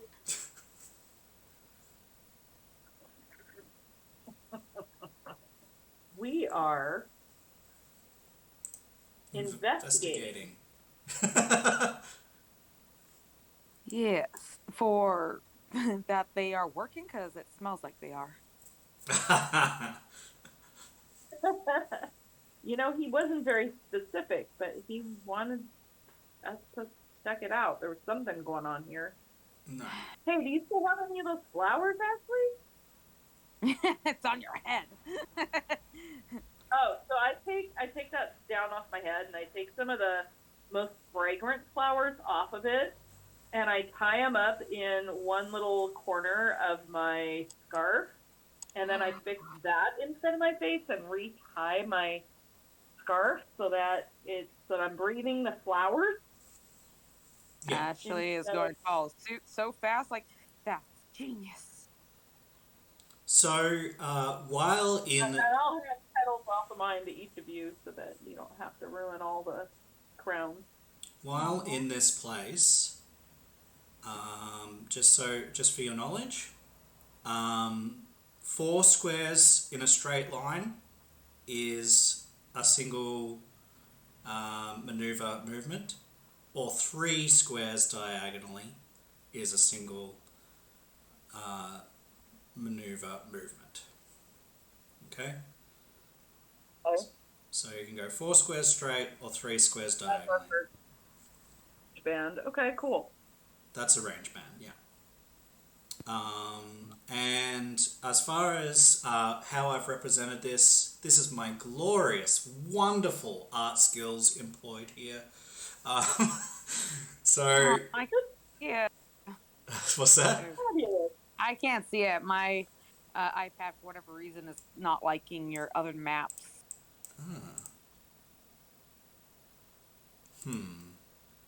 Is it just black to you? Yep, saying loading, establishing, critical, gaming map, this, that, blah, and just repeat. Okay. But when you went back to the main map, it loaded that just fine. So I thought that problem was over, but nope. All And right. do the classic IT go out and come back in? Oh, I'll refresh. Yeah. It wasn't earlier. That's what I had been doing when we were at the apothecary. Our absent-minded, and it's like, yeah, it's still doing the I've reloaded, and it's like, nah. Okay. So Not I sure. will have to use the theater of the mind. Yeah, so we're basically going into a sewer. On both sides of the actual water, there is like a cobblestone level, right? That's all sort of dirty. The water itself flows through like a dip. It's like a well, I guess. It's about 5 feet, 10 feet deep at the most. Sort of travels in the middle of all of that. So like if you can easily step over is what I'm saying. It's easily step overable, and being able to continue on. So the walls are stone. Well, not they're just rock, not stone. They're rock. Yeah, and yeah, the water just is pretty gross. But the thing that you notice the most out of anything, I suppose, is those grey bits of goop that are sort of just like rubbish is just clinging to it, and it doesn't seem normal nor natural.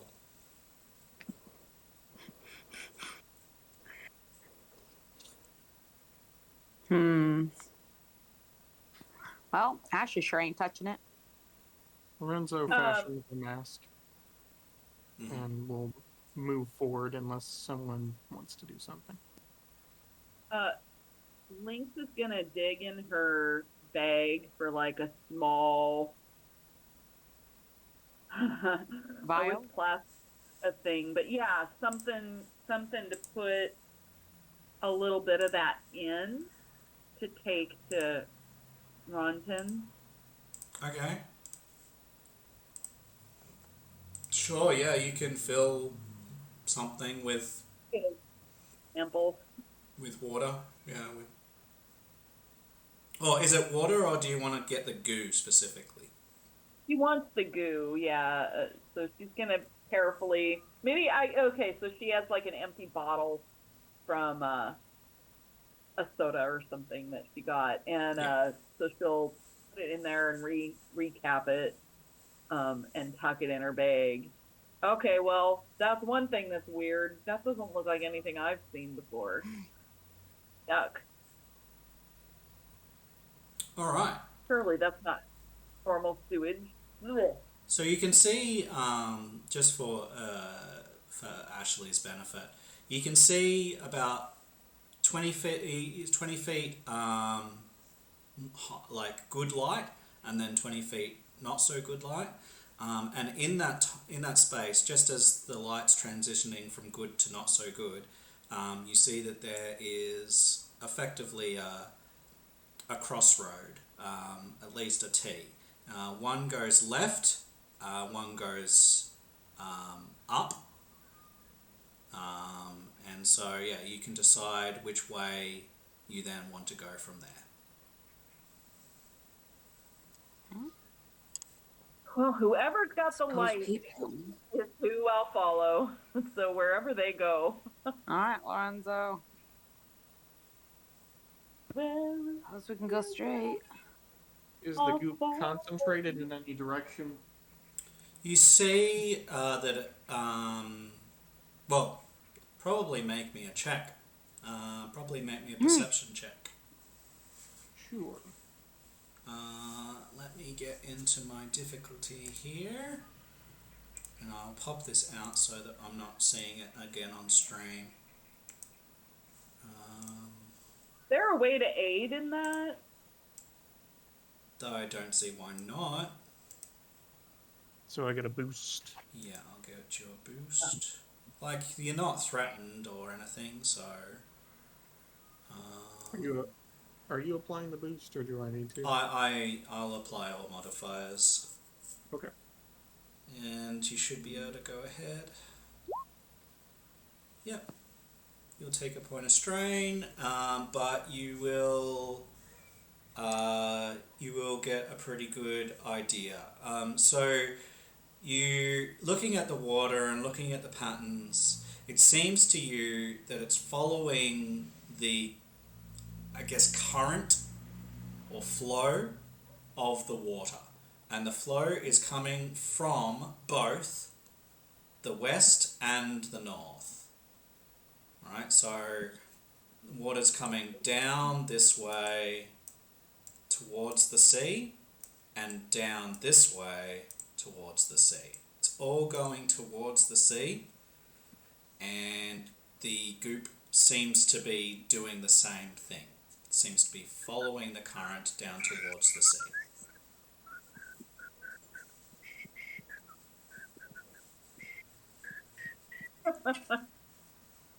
Now Lorenzo will head left. All right. Okay. I will follow. And I'm just going to make some arrows to say that this is the flow of the water.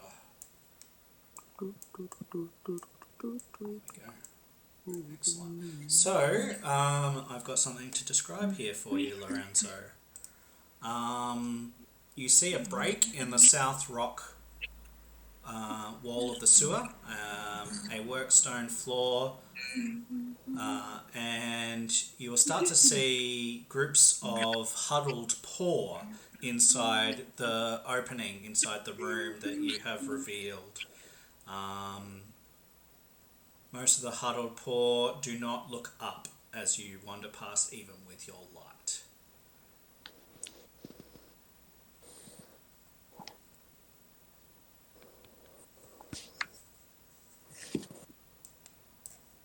I will keep going. Okay. So you don't want to go down into the room, you want to keep following the sewer? Yes. Okay, go ahead. So you are approaching two submerged sewer gates. One here and one here. And you see coming out of these like blobs of ooze. They're sort of dripping down walls. They're coming out of the grates mostly, and they even seem to be sort of climbing walls. This goo. It doesn't seem to be grey as the goo that was right at the entrance. This is a little bit more vibrant than that, and it seems to be actively doing things. So alive for what all intents and purposes, but doesn't seem to be wanting to attack. It doesn't seem to be a creature or anything like that. It's just ooze that's just or goop that's just seeming to coming from these grates and spreading into the rest of the sewer. But certainly, it's pretty clear to you that it's coming from somewhere else and just making its way down here. There's not a way to get through this way, as the sewer grates are submerged, and you would have to leverage them off and then swim underwater to get where you wanted to go. You can try and do that, but you don't think that that's a great plan. We'll head into that cavern then. Okay. Note to self: this is why I don't go down to the sewers ever. This is ugh. So the people don't look up. They have a look of empty, hopeless eyes. Many of them have burns on their faces and arms or legs. And if you continue to approach them, they huddle into larger and larger groups and stare up at you balefully. The room is lit by a flickering fire upon which roasts several large rodents. And none of the pipes that are so far throughout the sewer enter this room. So there's no pipes getting in here. They're mostly following the water flow by the looks.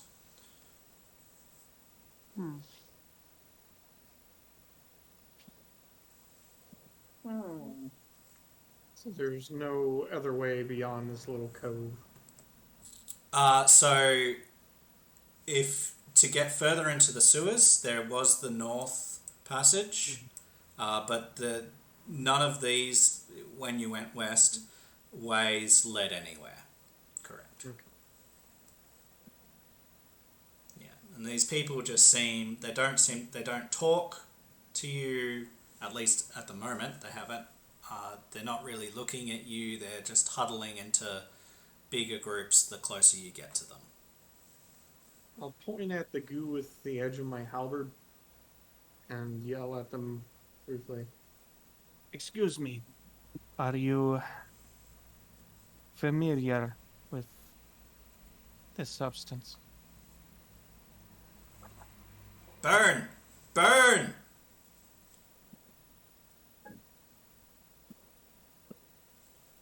So they You're saying point. that They point to their wounds and they point to the ooze. They say, "Danger! Burn!" I see. I am. Has it been here long? They look at each other and they shrug. Is this in the water system? Ashley will kind of whisper more to Lorenzo and Lynx. Probably. Sorry for your We, injury. we better get this reported back. This is not good. Thank you for the warning. They're just quiet. They just go back to their fires and their rat. Delicious. Lorenzo will head north. Okay. Unless someone is doing so. Nope. I think the Lynx will go back to the more watery part there, and try to get yet another sample so that it can be compared. Okay, I'll need you to make a check in that case. Perfect. Make me. I need to just check the skills here. As you can see, I don't play Genesys a lot, so I just have to look at what skill it is. So I do it'll be survival. Survival. Okay, that's perfect. Let me know when you're ready. Yeah. I will take away. Where are we? I'll take away the boost. You are good to go. Oh. It's still got Okay. a boost. What was it? Okay. So another point of strain, but a success. Excellent. So it takes a bit of effort to actually leverage it into the vial without burning yourself, but you do manage it without burning yourself. Nice. Awesome. And so you can continue to make your way forward, and you see up along the left-hand side of this passageway, you see another opening in the wall, and then you see more sewer going up to your north. The pipes continue to follow the water, so they're going up this way, not into the break of the wall. Okay.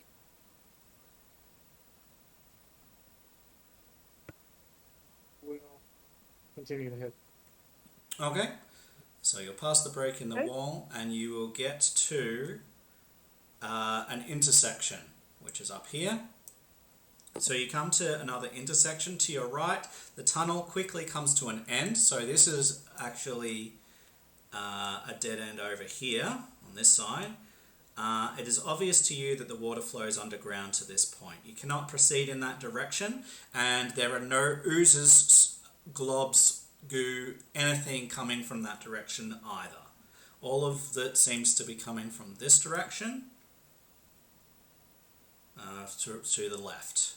And that seems to be continuing on, and the pipes also come from the same direction. So the pipes are coming down this way towards the sea. I'll head that direction. Okay. All right. You will see another opening in the wall coming up to your left, and you do notice that opposed to the other places where the wall, where the pipes did not go, in this one up here, and you can move yourselves up here, in this one the pipes do go down into it just briefly,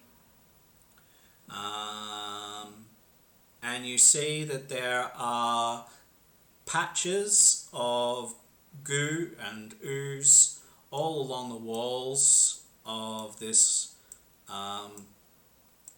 room, and you see inside of those, so these are a lot larger, and you can see human bones sort of submerged in the liquids of these oozes. But again, they're not a lot. Well, they're moving, but they're not moving toward you. It looks like maybe people got caught up in them. Maybe they were sleeping or some other thing. Right. So not get close to that. Right. Yeah. It looks significantly dangerous. And again, these are more vibrant again than the ones that you saw earlier. So they're getting more and more colourful, active, and vibrant. Possibly because And again, the passage leads further to the west.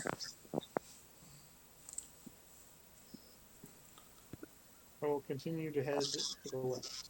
Okay.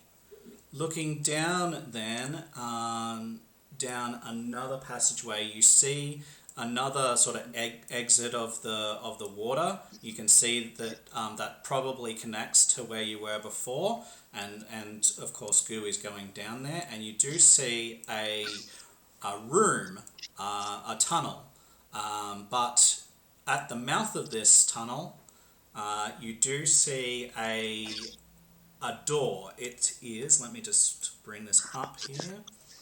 So Slightly open. you come to a 5-foot wide opening that is abruptly closed by a thick concrete door. It has a heavy spoked steel wheel in the center, and you can see that this door is completely surrounded by a tough, flexible substance that looks kind of akin to wax. It's sort of black and looks a little bit like wax to you, and it seems to be sealing the room from whatever is on the other side. You also see that the pipes also go along the roof and disappear into the roof into the same direction, in the same direction as what that's facing. Lovely. that may be where the fireworks are, you think? Well, the oozes don't seem to be coming from there. They seem to be coming from the water. or along the water. However, this does seem odd in this place. There's been no other sign of concrete doors or metal wheels or anything like that, so it's a little bit of a surprise, perhaps. Hey, Lynx. Yeah. You said once that you do more than just operate a rickshaw, is that right? Yeah, I do, odd jobs wherever I can, but mostly just my work with the rickshaw. Why? Does that include lockpicking? Uh, no, sir. No. Sorry, you and I are from the same area, so I'd assume that as you've Sure. been forced to do things you're not proud of. Right. I can't remember what skill would lockpicking would have. Like I have skullduggery. Steve, yeah, skullduggery. Yeah. Okay. I should be like, well, I can try my hand at that. I'm pulling out a lockpick. So as you pull out lockpicks, you look at the door and you go, that's a solid door. It just has a wheel. It's just a steel wheel. It doesn't have any holes or anything like that. It's just a big steel wheel. And you go, hang on, I don't need these. I can just turn the wheel. Oh, nice. Yeah, so you can turn the wheel. It doesn't sort of stick. It's quite heavy, but it's not ridiculously heavy. You can do it with a little bit of effort. You don't need a check, and you can open it. As you open it, it reveals a 15-foot sort of long corridor, and there's another steel door at the end here that's also closed and also wound shut. Wow. Somebody's Wound shut. So, same maneuver, like Right. look for it. If you went up to it and tried it, it would not budge at all, and you would look at the mechanism to determine why, which would be, let's have a look here. Looking at these checks, mechanics. I can make a check, but I ain't trained in that. look at it with her and be like, "That looks like blah blah blah." Insert something mechanical sounding. Here, maybe if you turned it that way and it delivers this way and blah blah, whatever. All right. Here, so, lend a hand, I suppose, would be best. Yeah, so I've got the difficulty down here, so go ahead and make that check. Also spend a story point if you want. If you want a story point, we can upgrade it. We're fine, Yeah, let's babies. upgrade it. Let's use a story point. We haven't. All And right. by the way, I have skill in mechanics. So hey, maybe I should try it because I work on my rickshaw all the time and stuff. I have a little skill with things of this nature. By all means, they ain't budging for me. All right, so spend the story point and roll when ready. Let me upgrade. Use. There we go. Perfect. Did it work? Yes. Yeah. Okay. And then roll. Where's my mechanic? Right here. Boom. Oh. All right. So not only is this a success, but this is a triumph. So with your success, you determine that you have to close one door to be able to open the other. They are a coupled connection here, and they are designed to seal whatever is in the final room from here from the corridor, and then the corridor from the outside. So whatever is inside is probably important. So that's with your success.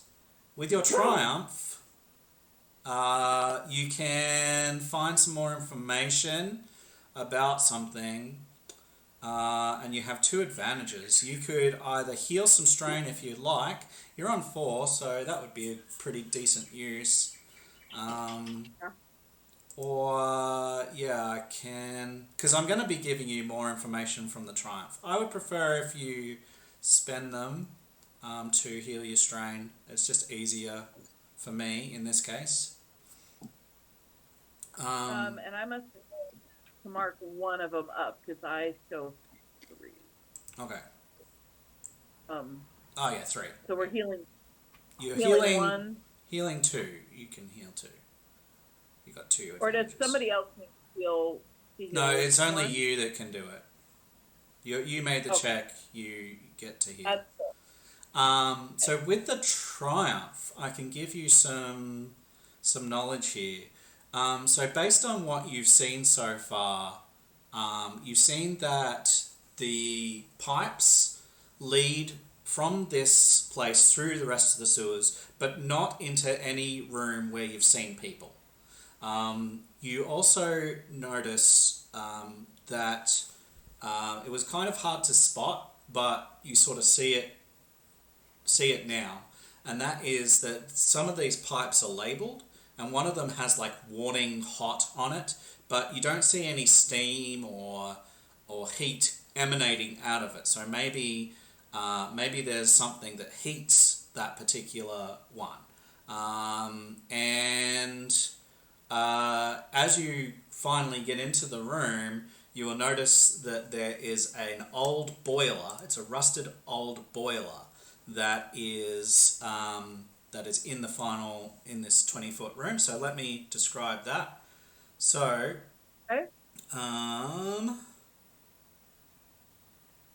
yeah, you see a 20-foot square room, largely filled by a massive rusted boiler. And you notice that it's quite the contraption. There's a whole bunch of stuff in here. So let me very quickly find my images. Hopefully quickly. And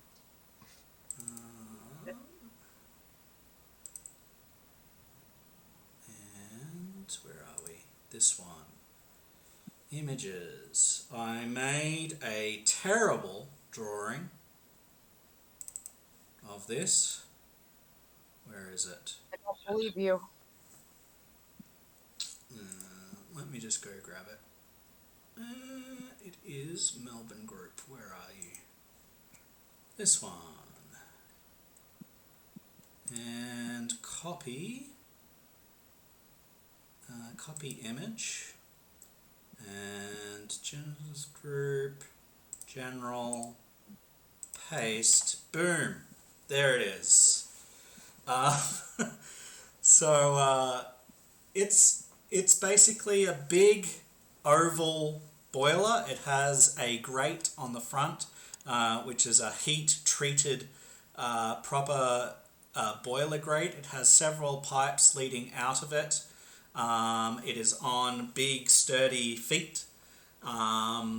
You see that there is a combustion chamber, a burner vent, an exhaust stack, the pipes, and a gauge, which looks like a pressure gauge.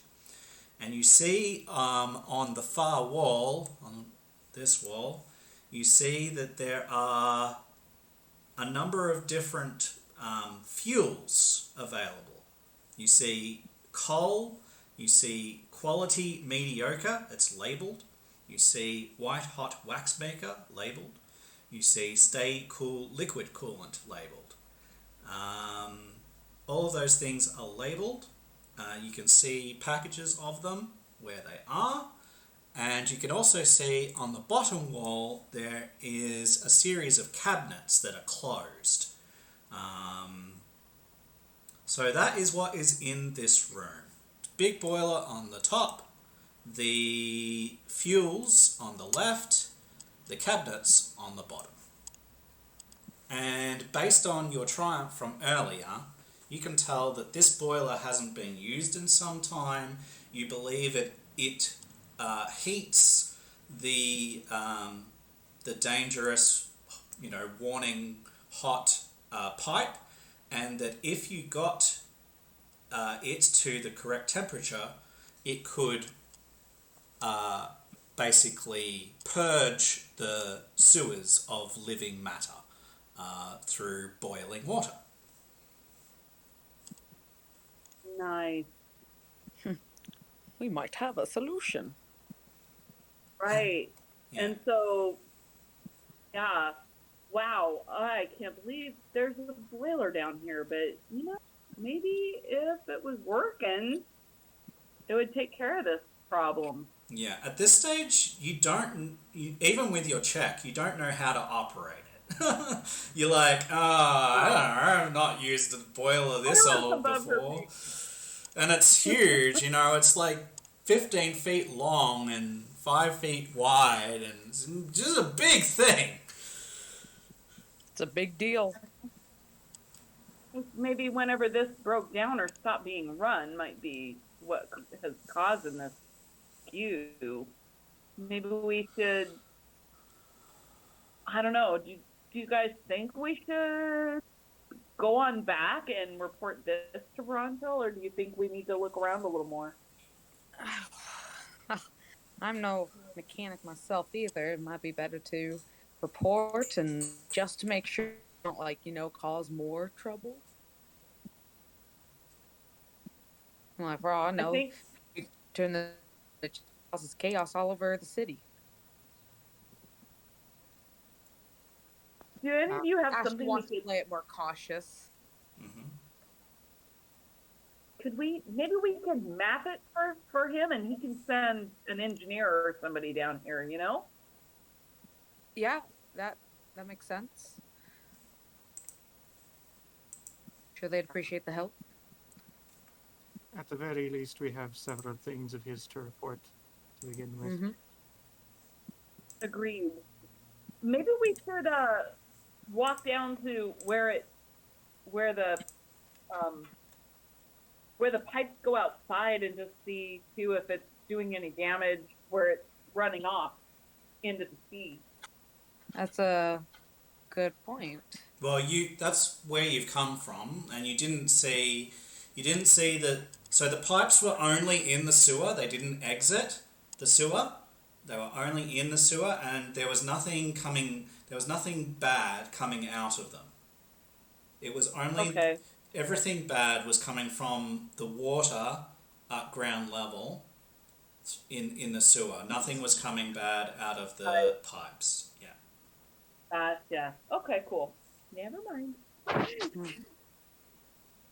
I think mapping it would certainly help in the sense of someone qualified to operate this would be able to find it quickly and hopefully without any troubles with this gunk.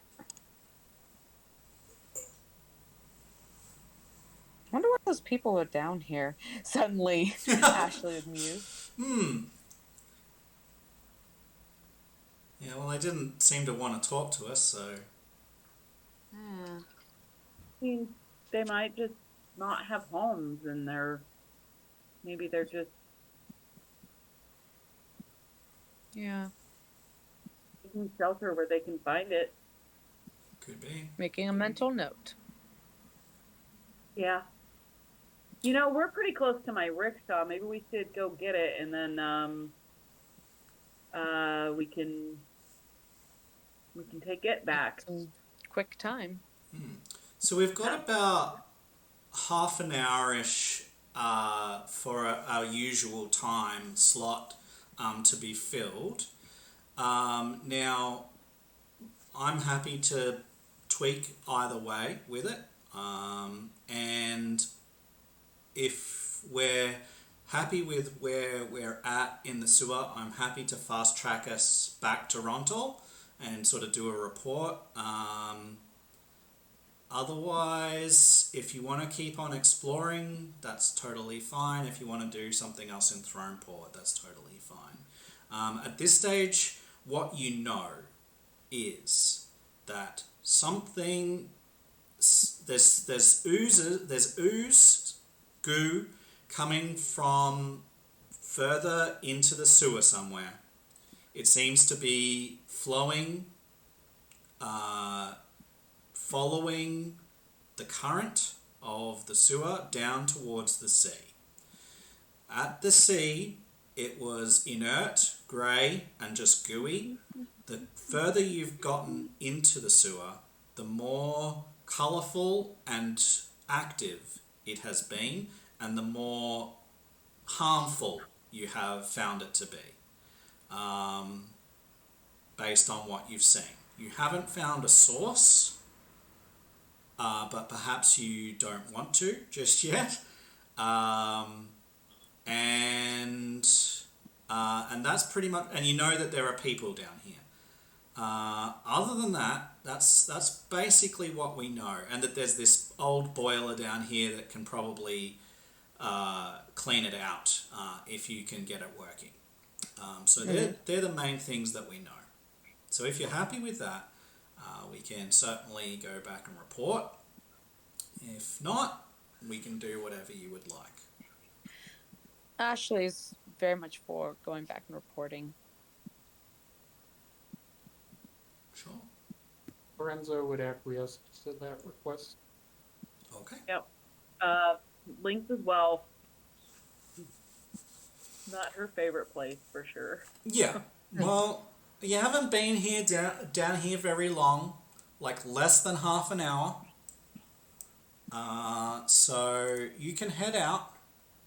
Let's go back to this map. Okay, and what way do you want to go back to Daroon Gate up here? So we can go directly north up East Rampart Street for a good portion of the way. Or we can go down Conic Row and join back to Daroon Way to get there. A few different ways. Probably East Rampart. Yeah, follow Conic Row. Okay. Yeah, I think that's good. Yeah. Yep. So we'll nominate either Portside, Freehold, or Blackcap to describe something there before we get back.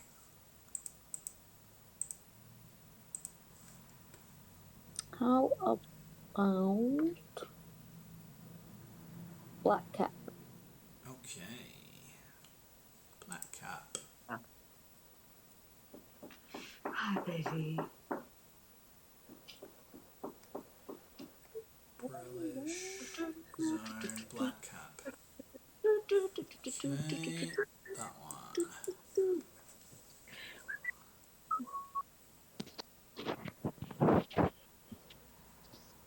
Okay. I'm gonna say that we make our way through Blackcap on our way. Trying to keep to less populated roads because of the way we probably smell. I cannot be seen or or no one must see me like this. And what you experience is clutter everywhere. You have to step over all of these different devices as they're sort of jammed, they're sort of coming out of buildings onto the street. You have to like walk around these mazes of tables that are set up with all of these trinkets and things on them, and you know, stepping over and climbing and just figuring out how to get through these streets that are just jammed full with devices, and just stuff, just heaps and heaps of stuff. Never felt so much like a bull in the china closet like now. Everyone here seems to be just going about their business. They're like, I don't know, turning on machines and like tinkering with things. You see a welder off to the side, doing something. You hear the sound of like electrical humming. All these sorts of things are what you experience on your way through Black Cap, leading back to Daroon Gate, where Rontaltain will greet you and will ask for your report. Now, give me a second, and I'm just going to write down now into the journal what you guys say. So, I'm just going to say we go through the sewer, and until we found a boiler. We are reporting back to Rontaltain. Alright, okay, so what do we say? And I'll write these things down in dot points. We were able to make it to the widow's place, and do you know which adventurers were inserting the name of the group? Did you send them there? He says, no, I haven't heard of them. I can... Why? What happened? What the hell of a mess for us. But, yeah, we were able to go in there and basically clean up their mess. Okay.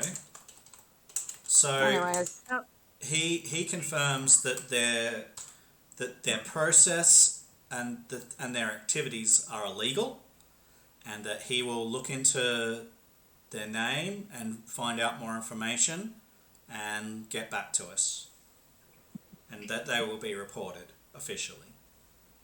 Excellent. Okay.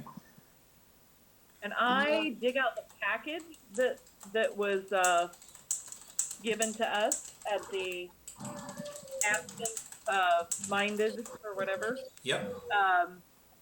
For him. Okay, the package from Absent Minded. So, and also the bottle. I also found steam. This icky goo here, this is the water. This is the normal sewer water.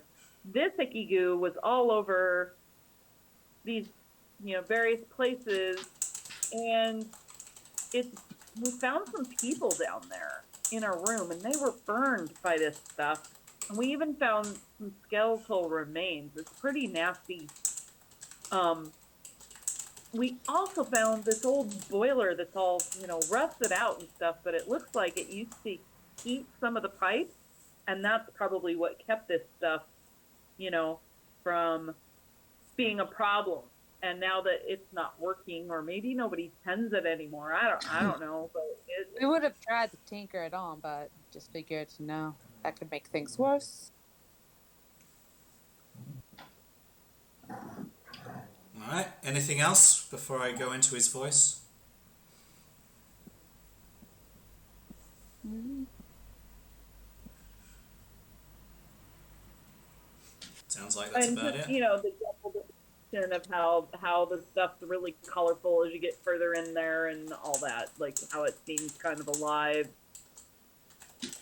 Nothing here. All right. Okay, so I've written down there in the journal basically what you said. So he will sort of go, well, I see. Well, it's good that you got to Dantina Paro. I appreciate that you did that. I'm sorry to hear about this Stout Squire Banner group, and I'll certainly make sure that they are reported to the appropriate authorities, and I'll find out more information and get back to you, make sure that you have everything that you need there. I do appreciate you going to Absinthe Minded, and I'm sure that Withriel treated you well, and be sure if you do find anything like this, for instance, and he hands you back the vial, he says, be sure to go down to Withriel, and she will make sure that that's identified and help you out there with that. Anything that you find like this in the future, just take it there, and she'll sometimes even pay you for certain things. that you find, because alchemists need all kinds of different things. You never know. And about the so he hands you back the goo bottles. He says, now about this goo that you found. You say that it's burning people. Mm-hmm. Yeah. All right. Well, in that case, well, it should really be investigated. I can possibly send some men down there, unless you want to keep investigating it yourself and find out what the cause is. Don't really have the bodies to spare, but if you really can't handle going back, I suppose I'll have to arrange something. But really, we should try and find where the source of that water is, at least the sector, so that we can figure out where it's coming from. So that we can get some answers and hopefully clear it up. I don't know whether y'all would be happy to do that yourselves, but you can tell me. What do you think? I mean, it is, and he looks at the time. He goes, well, it is sort of coming up to 5 o'clock here. You've got a couple hours of light left, unless you want to go back tomorrow. I have organized rooms for you at the Brass Ring if you want to settle in. But yeah, this will have to be dealt with one way or another. We can easily start with going to Witherell and seeing if she's able to identify these vials, and that might give us a good start on at least what it is. Okay, yeah, well, like And you maybe say, even that's that good. for those people. Yeah, knowing what it is will probably be a good lead. You're right. I don't mind going back, but you might also want to send an engineer to work on that boiler. I'd love to learn about that. Maybe they need an assistant. Yeah, well, how about, well, if you like, you can come back here tomorrow and probably have an engineer there, that could come along with you, and probably wouldn't hurt to have an escort. Like, engineers aren't really known to be able to defend themselves. Would you mind, like, walking with them and just making sure they stay safe in the case that something untoward happens? That seems like a great idea, and we can show them quickly how to find the room. That sounds great to me too. I will make sure that there's an engineer on hand for first thing in the morning, and you can come here and I'll introduce you, and you can go and find out once and for all what's going on down there. Sounds like a solid plan. Maybe get him to turn it on so that you can clear it out. That might be good too. Well, as long as people don't get hurt, of course. Yeah, just make sure that there's no one about. If it's gonna, be boiling water is not good for people.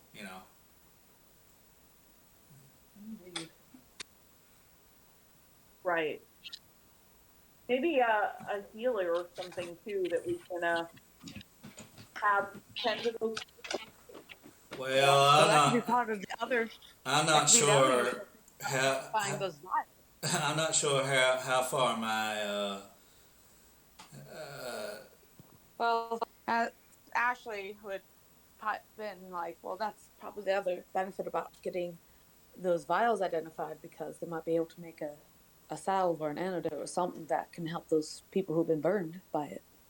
well, that's right. a good idea. Well, if you like, you can go back there on before you settle in, or you can go there in the morning before you come up to me.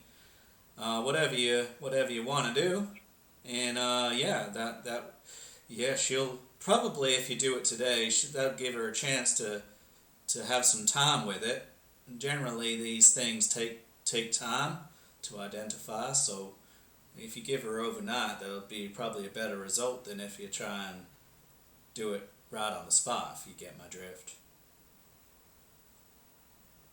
Yeah, let's. If you guys don't mind going tonight, that's fine with me. We still have time. Yeah, still a couple of hours. All right, sounds good. Well, if there's nothing else, we can fast track back to Withriel.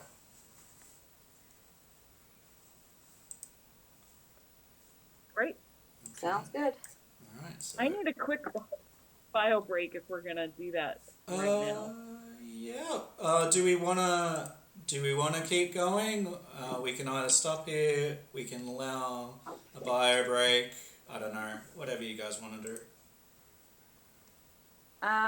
All that I can really think about, like, is I guess doing the RP here, is afterwards Ashley's going to want to duck out to go to her inn place and as a yep, I got a show to do tonight, and so that would be kind of her end Okay. Well, exit. go and have a bio break then, and we will.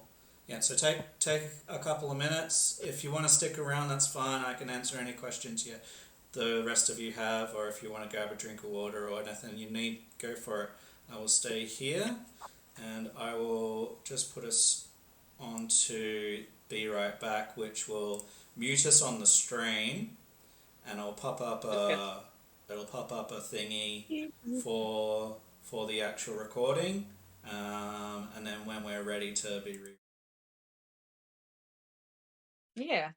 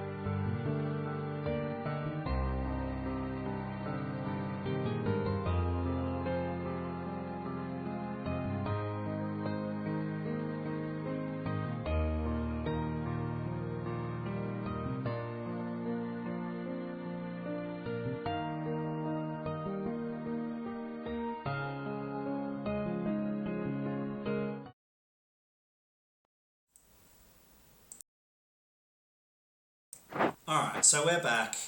We're only going to go for a couple more minutes here, as we've got some commitments. But we will wrap this up. So we are at Absinthe Minded, the Alchemist. We are delivering our vials of goo to Withriel, who will be very interested in them and will definitely make sure that she will do her best to identify them by the morning. I will give her I don't know, would a crown be a generous tip? Yes, very generous, yes. Cool. Yeah. Yep, well, like, I can imagine. This takes you all night. Like, here, get yourself some coffee and a nice meal. She says, "Oh, I'll definitely do that. Yes, and I'll send my." Try in the morning then, because maybe that'll help us know what we need to look for. She says, "Oh, okay. I'll do extra diagnosis, and if it's okay with you, I'll send my findings to my older sister who established this business in Shan." Sure. Yes, I am just I see no problem with that. I've opened this one here in Throneport, and hopefully we might spread even more. But yeah, she's my older sister, and yes, we tend to try and share information. That's cool. Mary wants to know what this older sister's name is. You know, you know what her name is.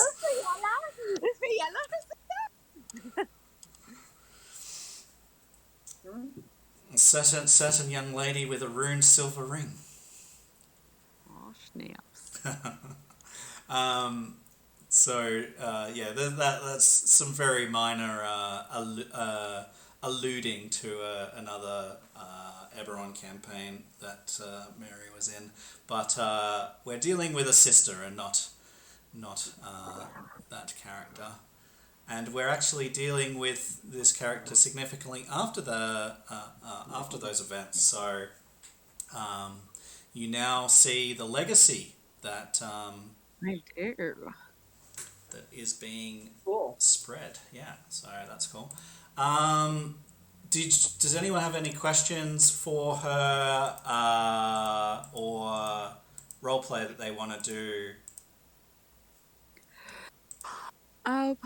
No, not with her anyways. Nope. All right. Very good. Well, in that case, we'll sort of finish up our goals at this stage. Now that we're getting the vials identified, is to settle in to our lodgings, to the brass ring.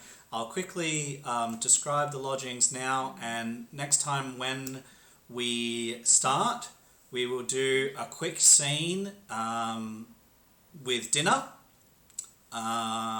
before going to a rest overnight, coming back to Withriel to see what has been identified, and then following up what to do next, whether we go to the sewer and clear it out. Like we've said that we're going to do that, so we'll go back to the sewer, clear it out with an engineer.